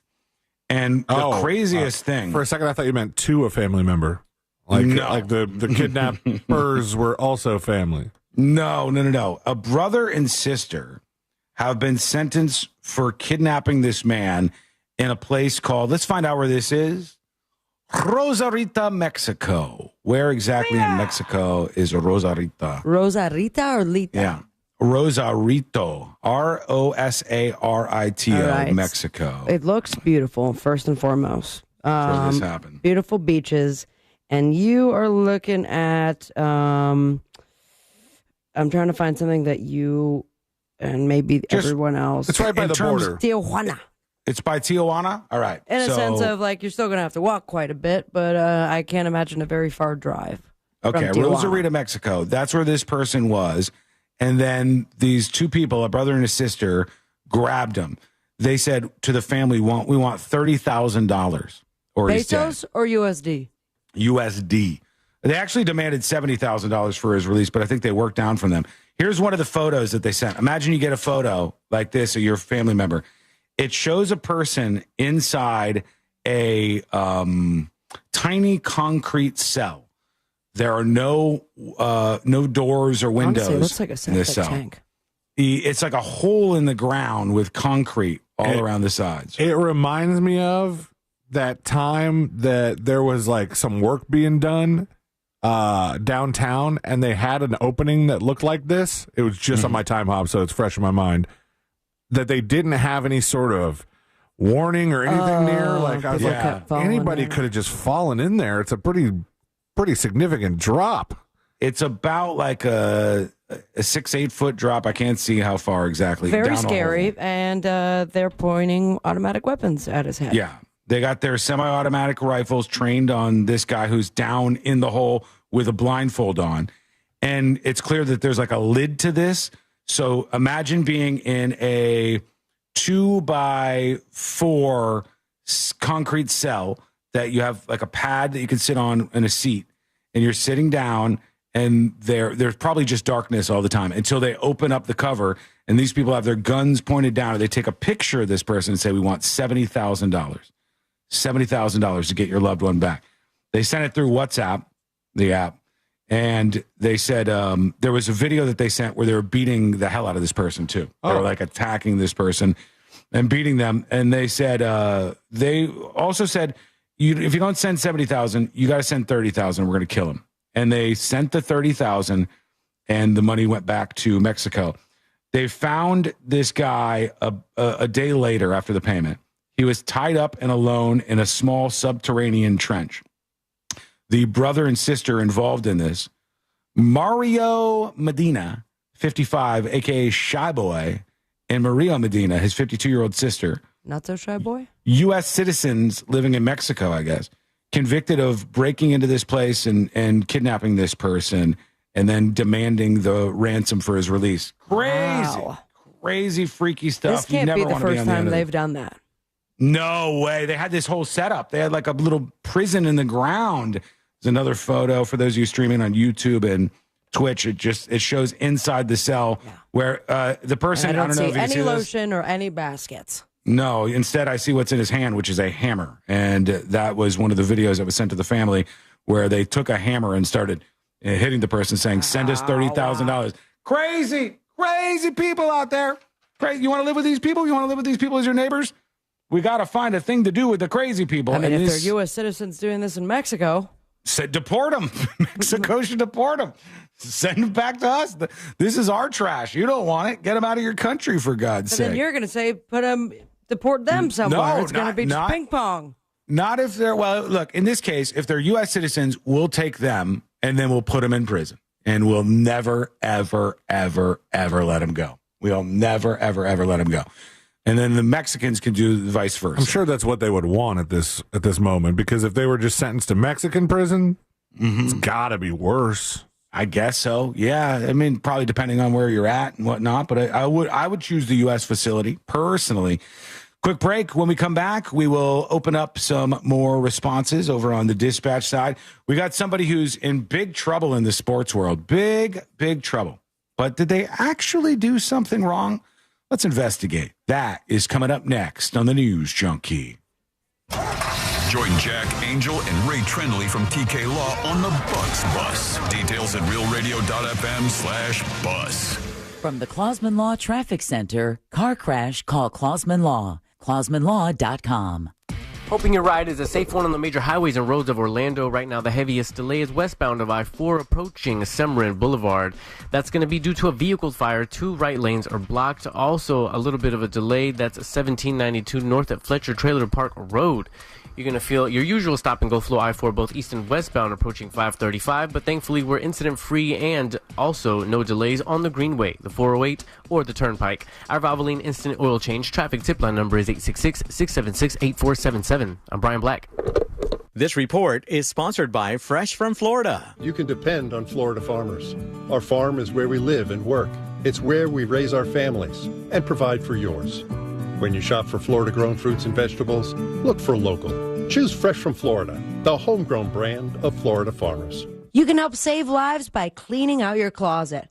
Kicks for Cancer is a special happy hour at Johnny's Other Side, benefiting the Carla K. Cancer Screening Fund in partnership with Funds to Orgs. Beginning September 19th, drop off your gentle... Hey, everybody! Free drink along with some Real Radio swag and a shot at our raffle prizes. The more donated shoes to Funds to Orgs, the bigger the financial donation to the Carla K. Cancer Screening Fund that helps provide life-saving cancer screenings. Get more details at realradio.fm/kicks. Power Hour is just 3 minutes away, the final hour of the show. Don't miss it. Lots of good stuff in the final hour. Dan, you're going to miss the juice. The juice. No drizzle, all juice, no drizzle. Hey, Charles.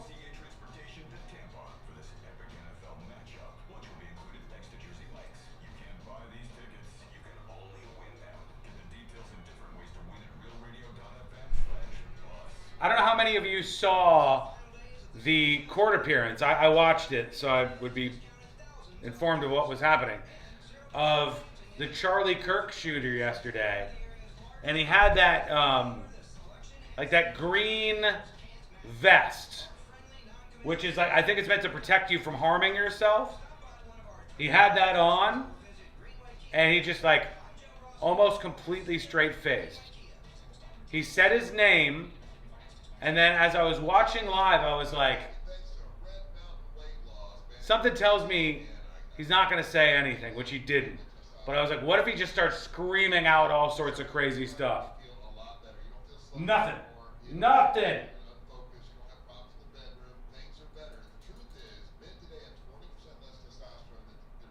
Scuba guy still on the loose? Yeah, he's going to be hard to catch.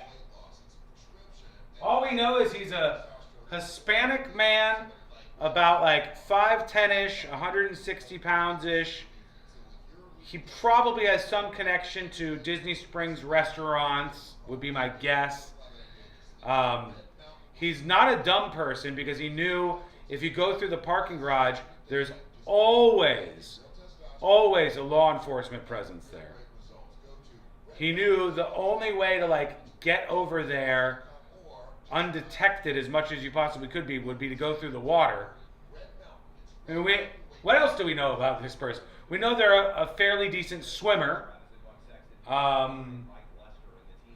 We know potentially they're probably between like teenage years and maybe like 40 something on the high end, right? There's a lot of people. There's a lot of people in Central Florida.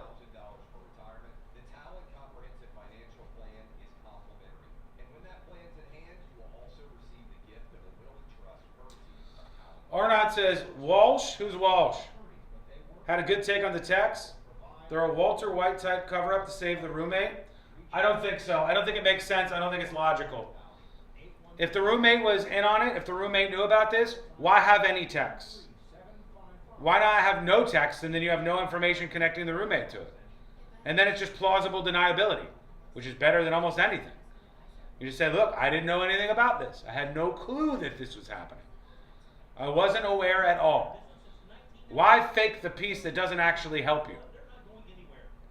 It doesn't make sense. It's somebody who's watched more TV than they have watched court cases and arrests and that stuff.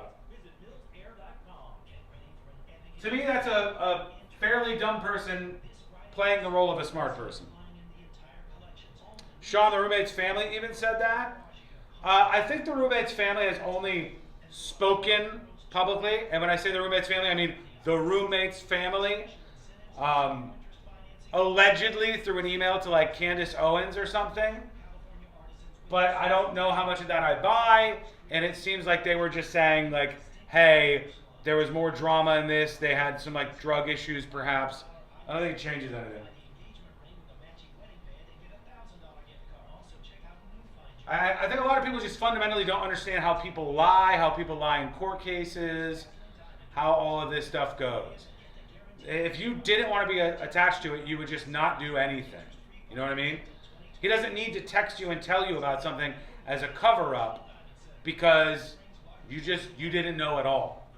Is your AC working overtime? Your roof might be the reason. Upgrade now. Does Disney not have cameras all over the place to catch scuba Steve? Of course they do. Real experts, real roofers. Of course. EustaceRoofing.com for a free estimate. That's EustaceRoofing.com. 90 seconds. Angel says, damn, people want this trans person to be involved so badly. It doesn't matter. The trans issue is still involved. The trans issue is first and foremost the absolute reasoning and motivation behind this. It was just a gay dude who did it on behalf of his trans partner because he was radicalized in the trans community. The trans community, in the radicalization issues that they do absolutely have, it's not just transgender people radicalized, it's various other people who are also attached to that movement and its activism that are radicalized. And that is without a doubt the motivating factor for why he blew Charlie Kirk's neck up. That's it. You can't say because the roommate who was the trans person didn't do it, that has nothing to do with this. It's still absolutely the thing. It's this idea that there are things past debating. There are things that are worthy of killing people for. It's an idea accepted by the fringes of our society that you're legit to kill somebody because of what they think or believe. We have to reject it. Save America. Damn the man. Save the empire.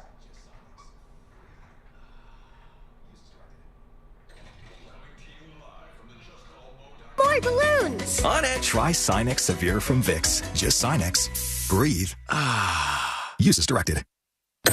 Coming to you live from the JustCallMo.com studios. Injured on the go? Just call Mo. Need help after an accident? Visit JustCallMo.com or dial 1-800-CALL-MO. This is WTKS-FM HD1, Cocoa Beach, Orlando. An iHeart radio station. Make us the #1 preset on your car radio and on the free new and improved iHeart radio app. Listen for all your music, radio, and podcasts. Free never sounded so good.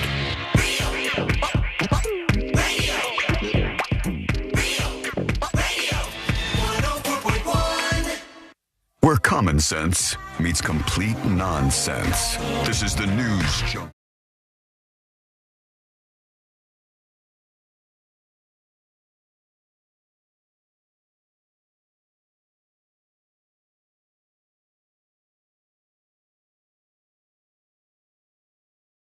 Sports world in just a moment. But you knew you were going to get that here. It's sports related, so we will be on top of that information. That is coming up in just a bit on the show. You're on the way. It's crazy to think about, but You're only one interesting email away from being in front of this audience on this show. And I don't even have to say your name or anything.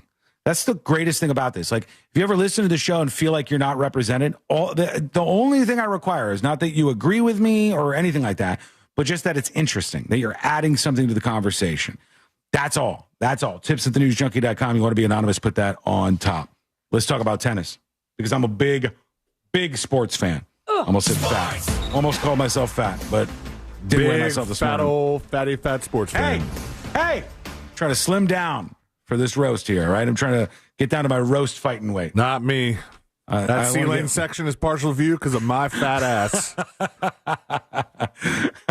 I got to do something. I mean, it's like I look at myself and go, wear Spanx or something? Well, it's not going to protect me. I need to drop like probably 20 pounds. I don't have a lot of time.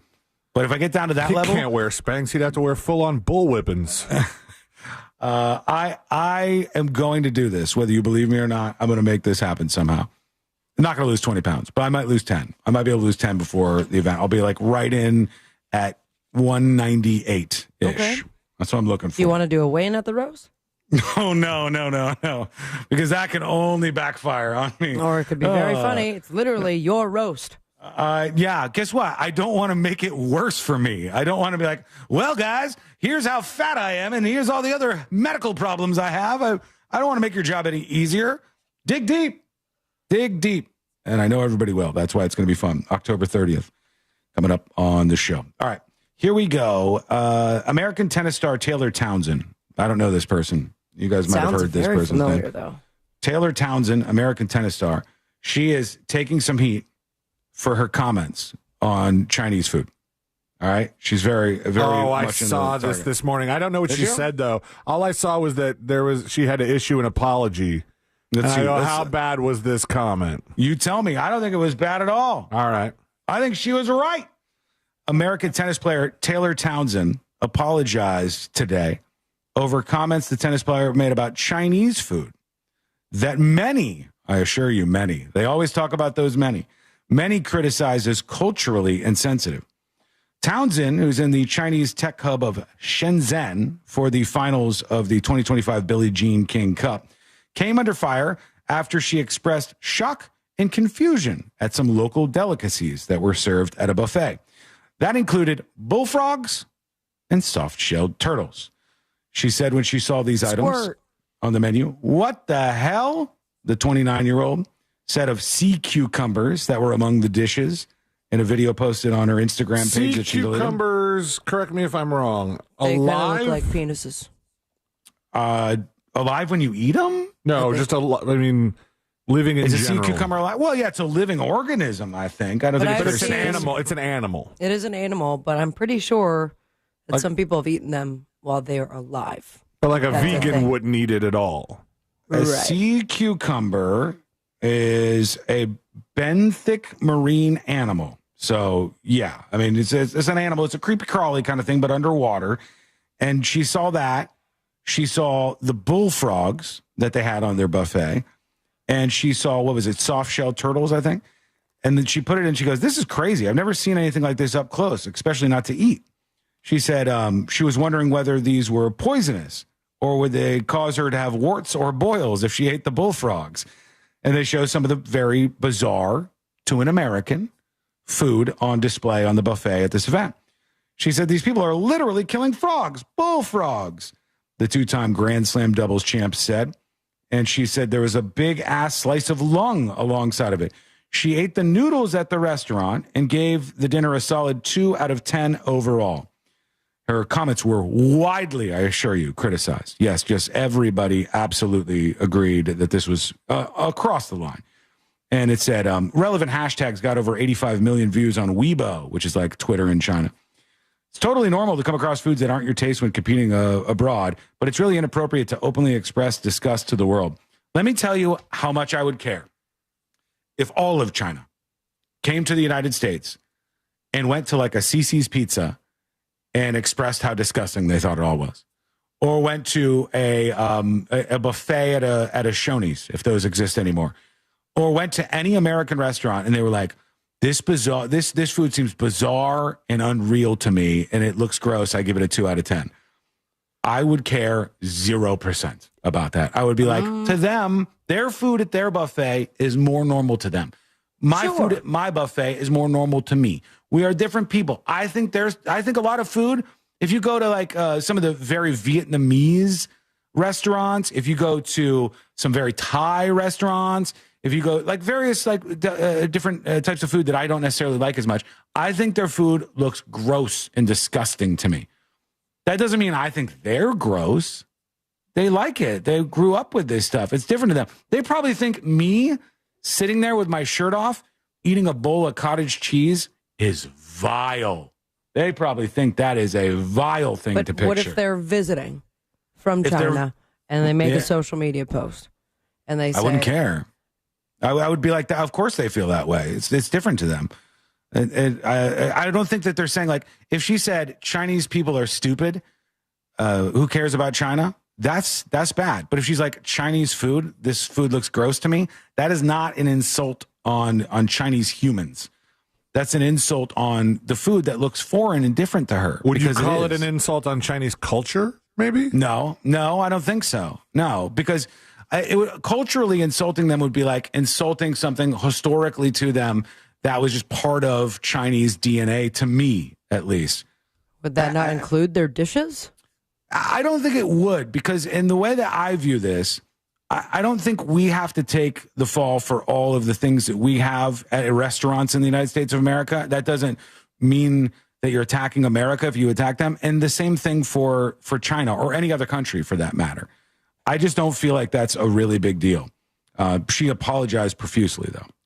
She said she's had nothing but the most amazing experience in China, and that her statements were not representative of that at all, which is funny because I bet that's right, you know? I bet if you went, she'd be like, oh my God, I went to this place, it was cool. Went to this place, it was awesome. Went to this and did this. Went to this place and did this. And then I went to this one restaurant and they had some weird stuff. And honestly, I think it's kind of gross, but on with my day. And then it's like, oh, look what you did. You little jerk.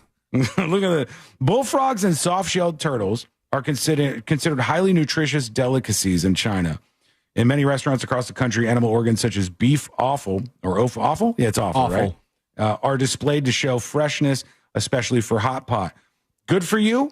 Go for it. But she apologized. I just truly want to apologize. There's no excuse, no words. And for me, I will be better. I understand that I'm so privileged as a professional athlete to be able to travel all around the world and experience cultural differences, which is one of the things I love so much about what I do, she said. So that's this lady. I'm really not very familiar with her, but she didn't like some of the food in China. And then I recognized her. She made headlines just last month after a match against Jelena Ostapenko. And the one that called her rude or something? No education, no class. And then she apologized to her, saying that English was not her first language, that she used the word education but meant to say tennis etiquette. And then a reporter had asked Townsend whether she thought there were racial undertones to what Jelena had said, and she said it was great that she went to social media and apologized. So, if anything, she's practicing what she preached just a month ago. Yeah, I mean, in the case of the woman insulting her, I did see that video. I remembered, and then I never brought that up on the show because it was like an incredibly specific piece of tennis etiquette that meant nothing to me. Like I don't like you can't if you touch talk about etiquette though was Townsend's response because she's like, "Have a great one. It was great. It was great playing with you." While the other one was like, "You have no education. Your class, no class." 29 years old. Really chill about it, considering. Yeah, because there was no bullfrogs, no turtles to be seen. I'm curious, like, did the league take her to this restaurant? I mean, it's a buffet. There should be something on the menu she can eat, unless it's just the gross stuff buffet. Would you try? I think there was. Would you try bullfrog or soft shell turtle? I might try. I would have tried turtle soup at a place, but we didn't end up stopping there. So I don't know that I've had turtle, but I would try it. I've had breaded frog. I don't think it's the same way they're serving it at this Chinese place. But I mean, I would. They eat a lot worse than that, by the way. I would almost expect like some of the stuff that we put out there to rub them the wrong way. Like, imagine if a person from some of these different Asian countries came in and was served a gigantic 5-gallon bucket of Guy Fieri nachos or something. Something that's like.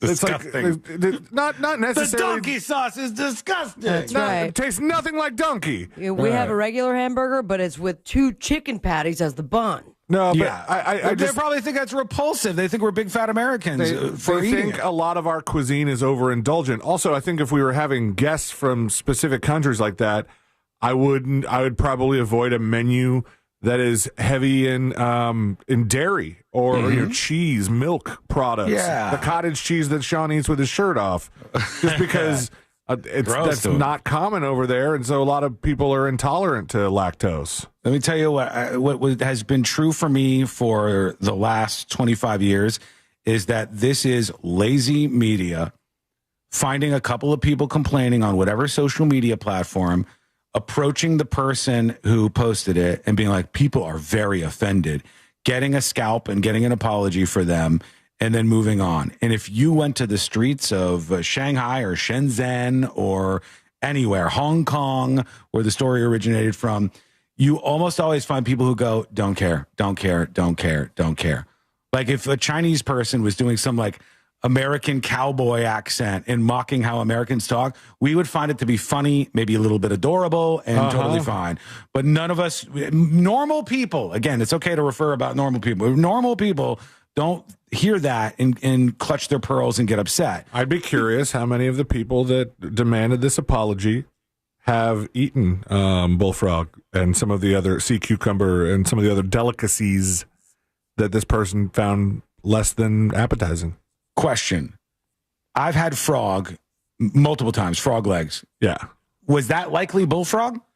What do we eat when we get frog legs here? Let's see. There is a huge frog leg festival in Florida every year. Yeah, it's big. It's pretty good. You ever had frog legs, Sabrina? Nah, I'm not interested. It's not that bad. It's better than you think. And it's just weird because it's a frog's legs. Yeah, nah. What kind of frog does I imagine fried bullfrog. It seems to be the legs? meatiest.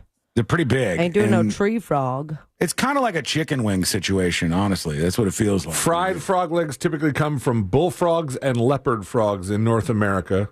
So that's not even that real. And soft-shelled turtle, we do eat that over here. It's a little more rare that you would have soft-shelled turtle. Yeah, we usually have hard-shell turtles. Yeah. And then we have soft-shell crab, which is basically just a molting crab, I think. We have that here as well. It says specifically fried frog legs served at Florida festivals typically come from American bullfrogs. Yeah, it's good. There's nothing wrong with it. But I think that we just have different things in different countries, and acknowledging that or even thinking it's gross, totally normal. It's totally normal thing. And the festival, Fellsmere Frog Leg Festival? Oh, really? Yes, I want to try that out. I saw, last time it was in town, David Martin from Fox 35 was out there all day, and they were cooking up battered frog legs, and it's aside from the abundance of frog legs available for you to eat at what I thought was a pretty decent price, actually. It's just a festival affair with rides and other deep fried craziness. I still love it. I don't know why. I still like that. People get grossed out or weirded out by these kind of things. I think it's fun. I think those are fun places to go. And always try out new food. That's what you should have really done. Sometimes you could press yourself a little bit, try out some new stuff. You might actually like it.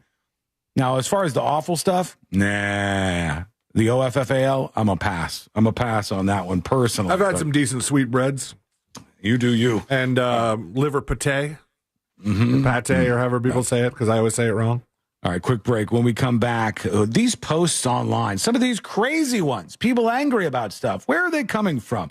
A new piece of information from ABC News I want to tell you about. Well, also, I have so many tabs up here. We have a lot of different clips to try to work into the show, so we'll do a grab bag segment. That's coming up next on the News Junkie. Real Radio is on Facebook at Real Radio 1041. Sponsored by the law offices of Anajar and Levine Accident Attorneys. Call the law offices of Anajar and Levine at 1-800-747-FREE. That's 1-800-7... Hey, everybody. The heaviest delays westbound of I-4 approaching Sunbridge Boulevard. That's going to be due to a vehicle fire. Hang tight, hang tight. Locked. Also, a little bit of a delay. That's 1792 north at Fletcher Trailer Park Road. You're going to feel your usual stop and go flow I-4 both east and westbound approaching 535, but thankfully we're incident free and also no delays on the Greenway, 408, or the Turnpike. Our Valvoline instant oil change traffic tip line number is 866-676-8477. I'm Brian Black. Queuing up today, alert. Is sponsored by Duke's Mayo. Duke's, it's got twang.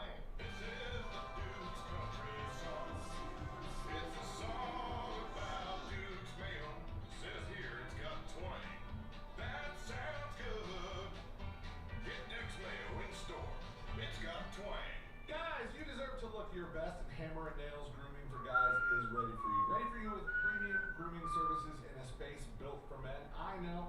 I went last week to do my beard trim, get my hair cut. I had a Corona while I was waiting, but they will give it to you. Shark bait, I got you. I'll play it. Hang tight.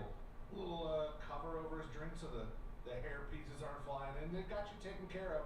They've thought of everything from their fully stocked bar to just like the amazing atmosphere that is very much a guy atmosphere, not your cookie cutter barber shop. It doesn't smell like ain't no bitch atmosphere. It's just a fun place to relax, and it's men's grooming redefined. It's waiting for you at Hammer and Nails. They have locations waiting for you in Oviedo, Winter Park, Winter Garden, and Windermere. Download the app in the App Store, or just find them online at hammerandnailsgrooming.com.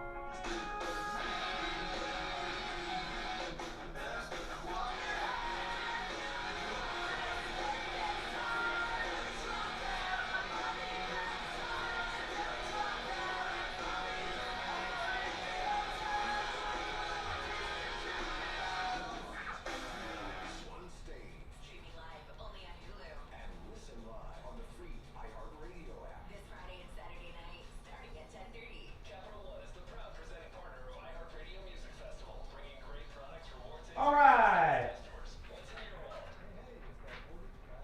Folks, School Mic activated. Does this mesh with your experience? A story today saying grocery prices for Americans have spiked to the highest level in 3 years?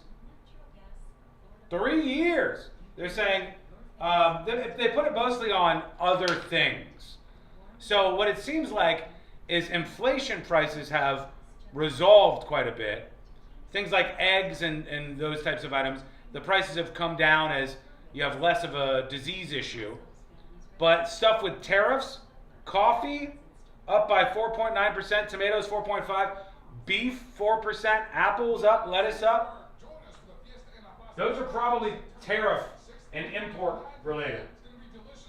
Have you seen that? Let us know. Shark can be sweet? I don't know.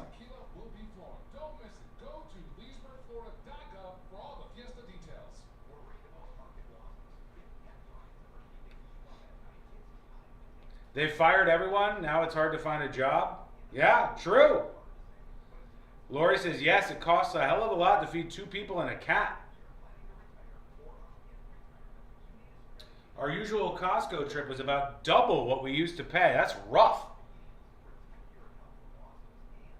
Beef is super expensive, says Ethan. Particularly, I've heard that. Courtney has told me, like, steaks and a lot of, like, particular beef cuts are much more expensive. Shop at Aldi? Well, if you don't like it, go live in Mexico. Publix only BOGO. Yes, true. True.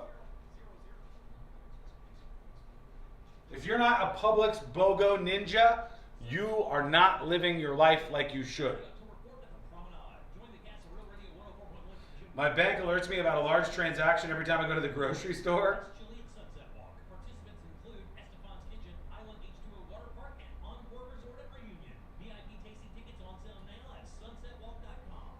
Crazy Drunk Cat Lady says, a lot of my dinners are based on what's on sale too. Smart. That's very, very smart. Go around and see what you can get. Courtney's done this a bunch too. Like, if they have a great deal on ground beef, if they have a great deal on like chicken thighs or this or that, or a great deal on like, you know, rice or beans or whatever you're looking at, get the deal, get the BOGOs, and then craft your food out of that. It's a smart idea, very smart. 2 minutes. We're coming back live. President Obama doing some tweeting. He, I guess, said he disagreed with a lot of things that Charlie Kirk said, but then pointed the blame at the White House and Trump in particular for the level of discourse right now.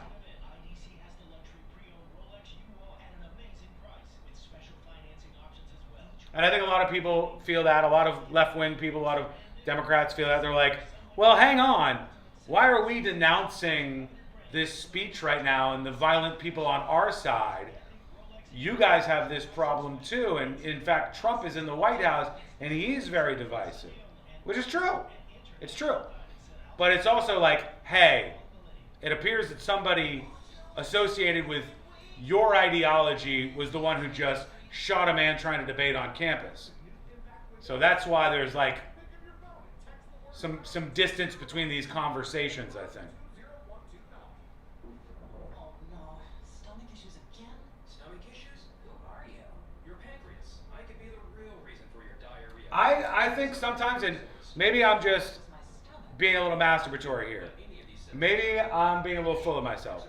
But I think sometimes I can translate to talk to people who are on the right, and I can translate to talk to people who are on the left. And I can have conversations if I need to with those people, but those people who I talk to on the right, if I put them in a room with somebody on the left, they cannot fucking talk to each other at all.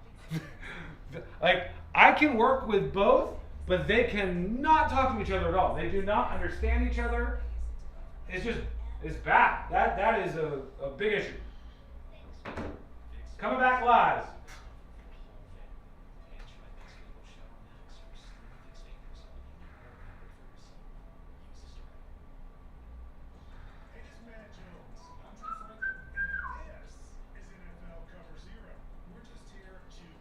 For yourself. Use as directed.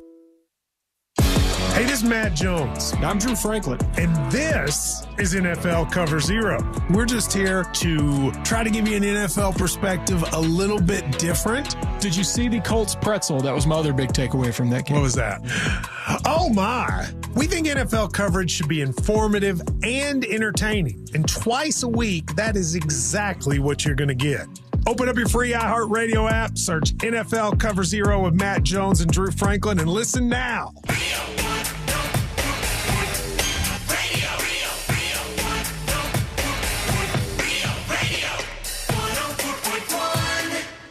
Forever at the crossroads between viral news and total chaos.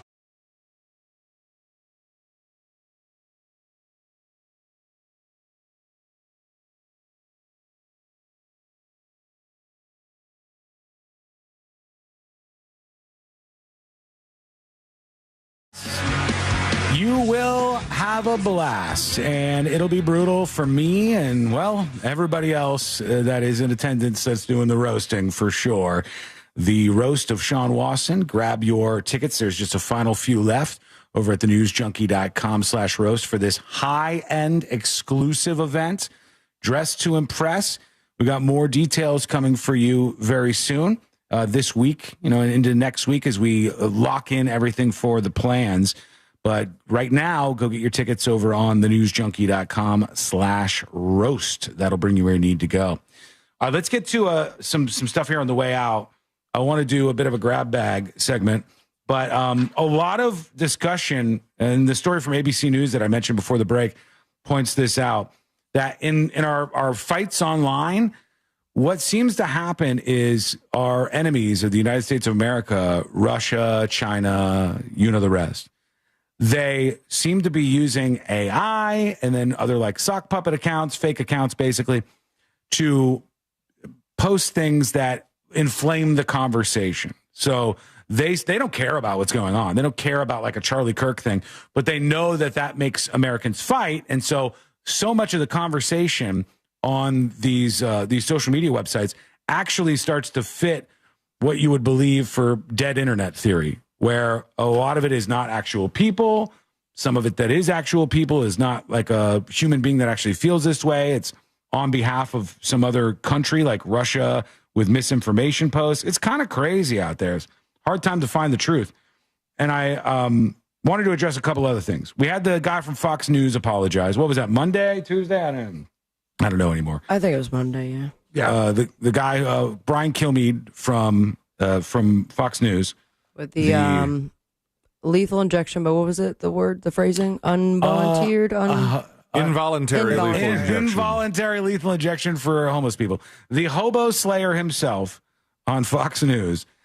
Somebody said that there has been an attack on 2 homeless encampments in Minneapolis, Minnesota, with 13 people injured. Is this the press conference? Let me just put it out there to be fair. Another multiple victim shooting in which 8 people have been injured by gunfire.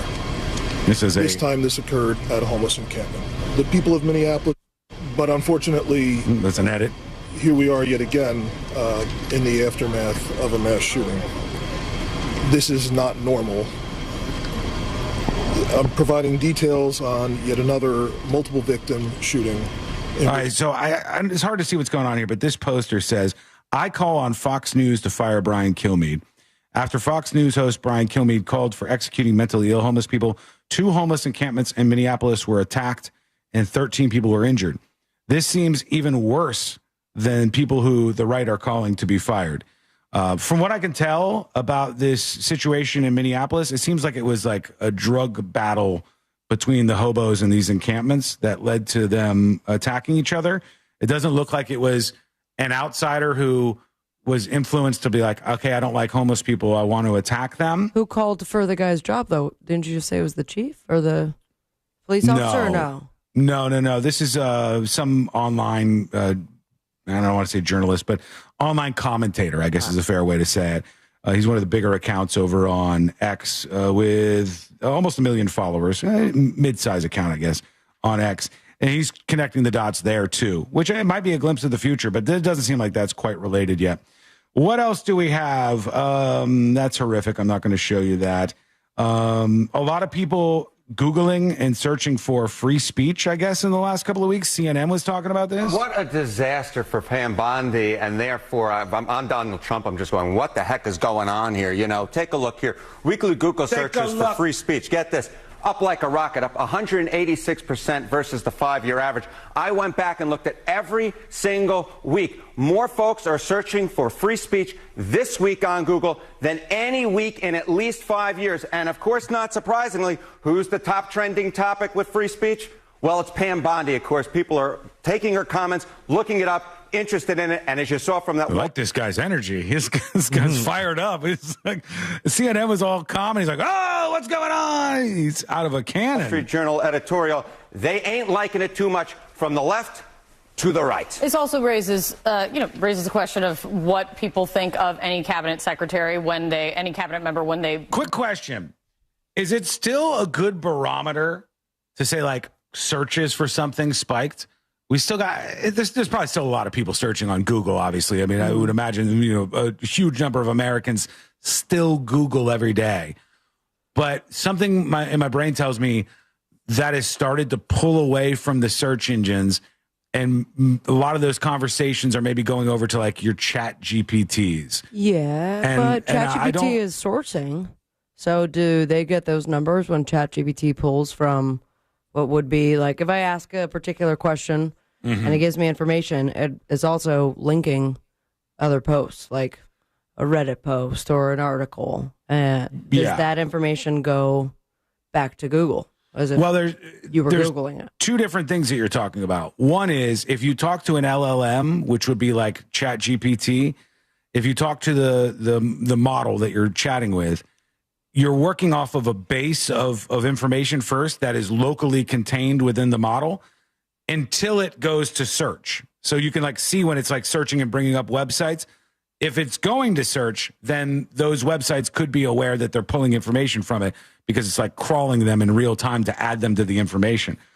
But like Google wouldn't know if ChatGPT crawls all of this Google doesn't really have that much information on their own. But if ChatGPT crawled all these websites, coalesced all the information together, and then you search that, they're not gonna be aware of that because it's like internal. But Google knows what people are searching for any moment. Social media outlets know what people are like searching for and typing any moment. I don't know if they release what people are searching and talking about on ChatGPT. I don't think I've ever seen that before, where they tell us like what the top questions or topics are on any of the AI platforms. Maybe they're gatekeeping it. I was trying to find a post that I saw, and I thought it was this comedian, but it's probably not. That somebody had related the Google search and what it looks like for something to spike in a day, whereas when Charlie Kirk was assassinated, spiked that day, and there was something else that was completely nonsensical, and it was like, this means this is not something to put a lot of weight onto. Oh, you mean the difference in like a spike in percentage? Because or what are you trying to what are you getting at here? I'm trying to figure it out. It was like somebody saying, he's a household name now. It was the difference between like what the spike in the day means to people, and it was like, he's so much more popular now. I was like, no, he was in the. I mean, he definitely is, but it was. I can't remember what the comparison was. A spike in search traffic doesn't necessarily mean you're popular. Oh, right. I don't know. I mean, that depends on how you define the word popular, but I wouldn't say it means that everybody searching for that is a supporter. Right, of course. This is everybody searching. This is like all the different types of people searching. Let me see if I can't find the post. Another story I had up: the CEO of Zoom. Look at this guy trying to win in some people out there. Where you been, buddy? The CEO of Zoom is now teasing a 3-day work week. For Zoom people? For the Zoom peeps. A 3-day work week for employees over at Zoom in their HQ as they try to get in the high-end talent. Man, these brilliant people, they don't have to work a lot. And the trend that I keep seeing everywhere, which is kind of cringe, honestly, is people going to Starbucks and ordering like the Charlie Kirk order or saying their name is Charlie Kirk when they try to get their drink. I don't know. I guess Charlie Kirk liked Starbucks, but that seems a little strange. Was it just guy honors Charlie Kirk by ordering his favorite drink at Starbucks? Yeah, there's a bunch of videos like this. It's just What is your Starbucks? It is literally just Mint Majesty. Great mix. Hi, can I get a grande Mint Majesty tea with 2 honeys? That's it. There's not a lot of excitement in the video, but yeah. It says POV, a man I never met made me believe in something, and he ordered the whatever the order was. That's a little strange, but that's been another thing I've seen take off quite a bit. Interesting. He doesn't have the video of him trying it and saying, this is actually not good at all. He hated it. It's disgusting. And then the final thing for this grab bag a bit here, would you do it? Doritos has released a Stranger Things crossover. All right, the first thing they have is a bag of Stranger Things Doritos Collisions, and they have a Stranger Pizza flavor and Cool Ranch in the same bag, right? Which, okay, who wouldn't try that? Everybody would try that. But their new dip that they have put out from Stranger Things and Doritos. What is that? Is that black garlic? It looks like ink. Just, oil. Yeah, it's very unappetizing in terms of the look of this thing. Apologize to Doritos. Yeah, it's gross. It's gross, and I'm not backing down. It's going to make your poop black. You know that, right? Oh, it's got to. There's dye in this sucker. Charcoal ice cream before? No. Well, no. Spoiler alert. Same. It'll do that on the other side. I had to call an ambulance after having ice cream. If that's what's making it black, indeed, activated charcoal is not always the best thing for you, especially if you're taking antibiotics. It'll just absorb them. Doctor? I don't know if that's what's in this at all, but I know it's very black and very weird looking for a garlic dip. But that's a Stranger Things Doritos crossover you might be interested in if you're a fan. I'll try. When we come back, here's what we're going to do, friend. We'll get you all geared up for what's happening next with Tropical Storm Gabrielle. Yes, indeed. We'll do the final dispatches, stories that didn't make the cut. And today I learned to wrap everything up for a Wednesday. That is coming up next on the News Junkie. Classic Alternative this weekend on Real Radio 104.1. Around the belly face down on the mattress. Real Music Weekends. Classic Alternative. This weather report is brought to you by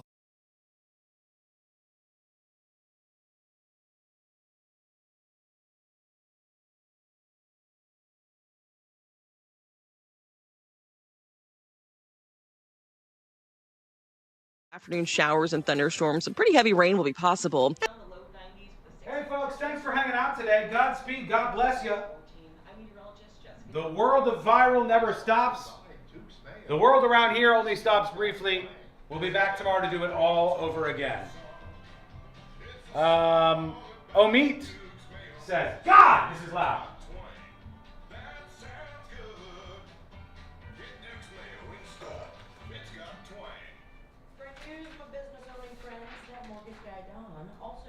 Omit emails, tips@thenewsjunkie.com. Omit says, hey all, this is O. Tried to do a video, didn't want to work for me, so I'll do it here.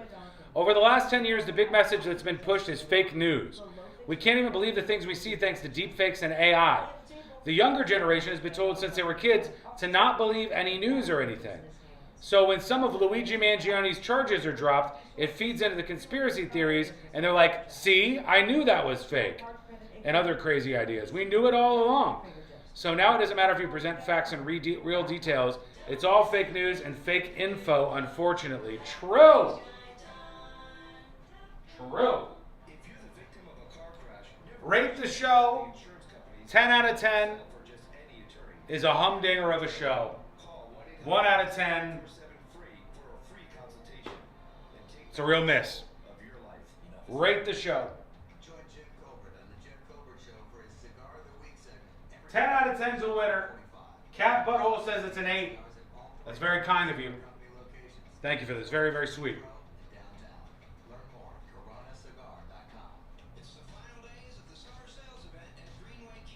Solid 9. I'll take it, J-Turn. Thank you. Bless your soul.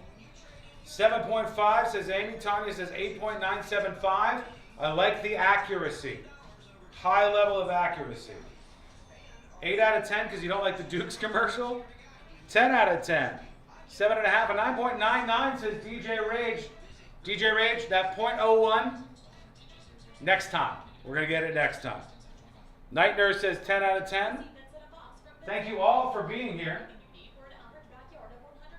4 because of harassment for Bootsy. Well, don't drizzle.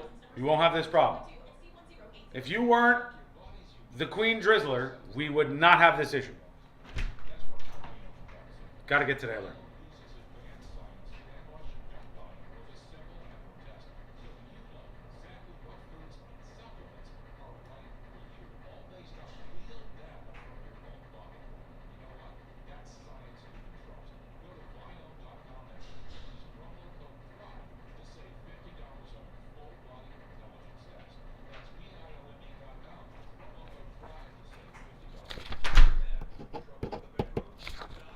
Okay.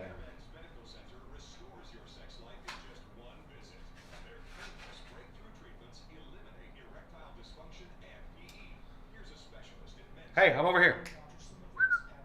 Hey, hello? Did you give up? Cameraman!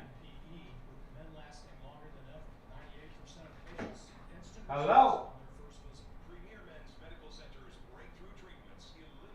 Unbelievable. One thing that I am very sure of right now, that I don't question at all, honestly, I don't know if I've ever been this sure of anything, but the actual winner, the person that should be chatter of the day, the person that is, in fact, chatter of the day, David Connor. David Connor on YouTube. They said you couldn't do it. You did it. They said you couldn't do it, but you did it.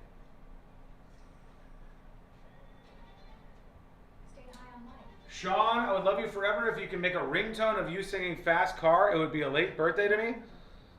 That audio's out there somewhere, right? Of course it's a YouTuber. All right, we're coming back. Thanks, everybody. We'll be back tomorrow to do the same thing. I'm probably going to be working on a video to drop either today or tomorrow. Thank you to everybody who watches the videos and comments. I appreciate it more than you'll ever know.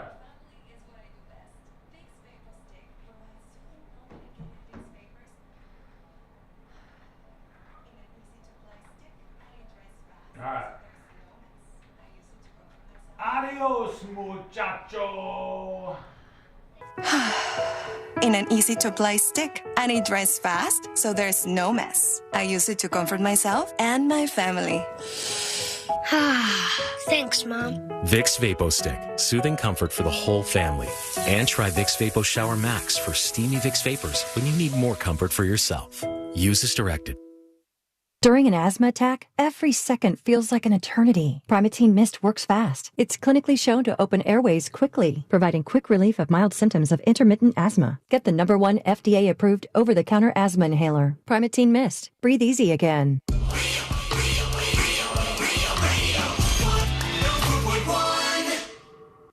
He's smiling, and that alone should scare you. This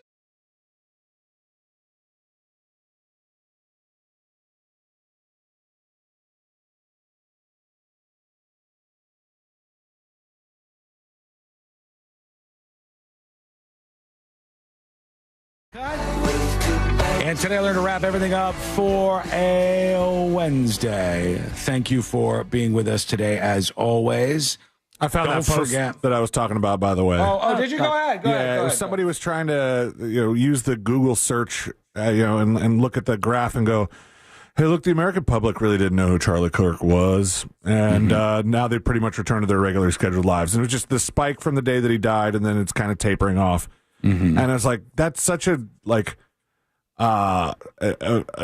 a bad way to look at data like that. It was such it's not almost irresponsible way to look at data. And somebody, Steve Maddow, local photographer guy that I follow, was showed the same graph, but it's Taylor Swift. And it's by those means, it would mean that nobody knew who Taylor Swift was until she got engaged, and they don't care anymore. Right, it's how spikes and searches work, and there's volume before, volume after, and all that stuff. Much like an article trying to find tweets that support the article when there's only a couple. Yeah, there's a lot of that going on, and there will be moving forward. All right, a couple things on the way out. Let's see here. They're announcing that there will be a Miami Vice movie that will be released in 2027. Didn't they already release a Miami Vice movie? I don't think it went well. Have they done that? It's kind of old now. It's pretty old hat now, but they're talking about doing that. Miami Vice in when was that? 2006. Was it a movie, or did they try to reboot the show? It was a movie, action crime movie, 2 hours long. And it looks like it had Jamie Foxx and Colin Farrell. Damn. That's sort of ringing a little bit of a bell. Called Miami Vice. I don't remember that at all. A tropical storm Gabrielle has formed in the Atlantic, and it's been a bit quiet out there. Now it's very, very, very, very far away. And a lot of the people who follow this closely, the meteorologists, are suggesting right now there's nothing to be freaked out about. This is going to stay away from us, but certainly it's a tropical storm. Unless you're in Bermuda. Yeah, not good for those folks, but for everybody else should be okay. That'll have to do it for today, I think. Yeah. Okay. Let's see what we got here. We got time for some final dispatches, right? Yeah. One or two. Nah. These are the final dispatches, but Sean will probably only play one. All right. Here we go. Let's see. Let me refresh this so everything's as fresh as can be, and I'm not forgetting about you and your dispatch. Let's see. There is Sharkbait has a dispatch. Hey there, junkies. What's going on? Hey. I really hate drivers, actually. I'm going to do a little rant right now. I'm sorry. If you have a handicap license plate or a sticker hanging from your windshield, there is no reason for you to be in the fast lane. Just get the F out of my way. Wow. Right now. Okay, bye. Damn. Wait. Handicap people can't be in the fast lane? They're not. When they're driving, you're on an even playing field, I think. But are they not going fast in the fast lane? If they're not going fast, then that's a whole different thing. But handicapped people can also go in the fast lane. Huh? I don't know. Maybe that's controversial now. Here's one more from. This is Loki. No, we're gonna do this one. Here's Swilly. Hey everybody, happy today. So I'm blessed in the culinary sense in the way of I have a lot of foodborne resistances. Good for you. I'm not bothered by the way a food looks or smells or feels. If it tastes good, I'm going to eat it. And let me tell you, I will eat a lot of stuff. Cucumbers? Okay, I love you. Goodbye. Oh, there he goes. It talked right into it at the end. I don't know if you had cucumbers, but that was one I've never tried that they mentioned Never that tried story. a cucumber? Sea cucumber. Well, I've never tried a sea cucumber is what I mean. Yeah, I should be more specific. Big thanks to CM Brown and EJ, the latest Secret Show subscribers. I appreciate that. Go learn more over on thenewsjunkie.com. Is that what it's called? EJ. Ejota. Oh, I thought that was the word for the sea cucumber. No. All right, here we go. Let's get It'd be the hell hilarious out of if here. you thought that. You're like, I'll try to eat some ejota. Love some just ejota saying it. all up in my mouth. I'm trying to order this all over the place. Let's go. Here's Today I Learned on the way out. The following information may make you feel smarter, but will not actually increase your IQ. So don't get cocky. Now it's time for what we call Today I Learned. It is Today I Learned for a Wednesday, September 17th, 2025. Today I Learned this show. Simpsons. That's right. The Simpsons is correct. The Simpsons creators shelved a spin-off of the show that was going to be Itchy and Scratchy. Just Good the idea. whole Good time, idea. Itchy and Scratchy. Why? It made some of the test audiences physically ill to watch Itchy and Scratchy for that long. Remember that whole episode of South Park that was Terrence and Phillip? That only needed to happen once. That's what you're getting. And by the way, South Park had to cancel their episode for tonight. C-Lane said, saw that. "Yeah, they're like we can't make it in time. We got to redo it. Come we on, didn't guys. finish." And here we go. Today I learned this band. Brand New is correct. This is crazy to me. The band Brand New is not. Has now been playing together for 25 years. Told you. So if you were in like the 90s, it would be the equivalent of a band in the 70s or like, even further depending on where you were, which is crazy to me. Thank you so much for hanging out with us. We do appreciate it. We're back tomorrow, same time, same place. Missed any of the show? Get the podcast at thenewsjunkie.com.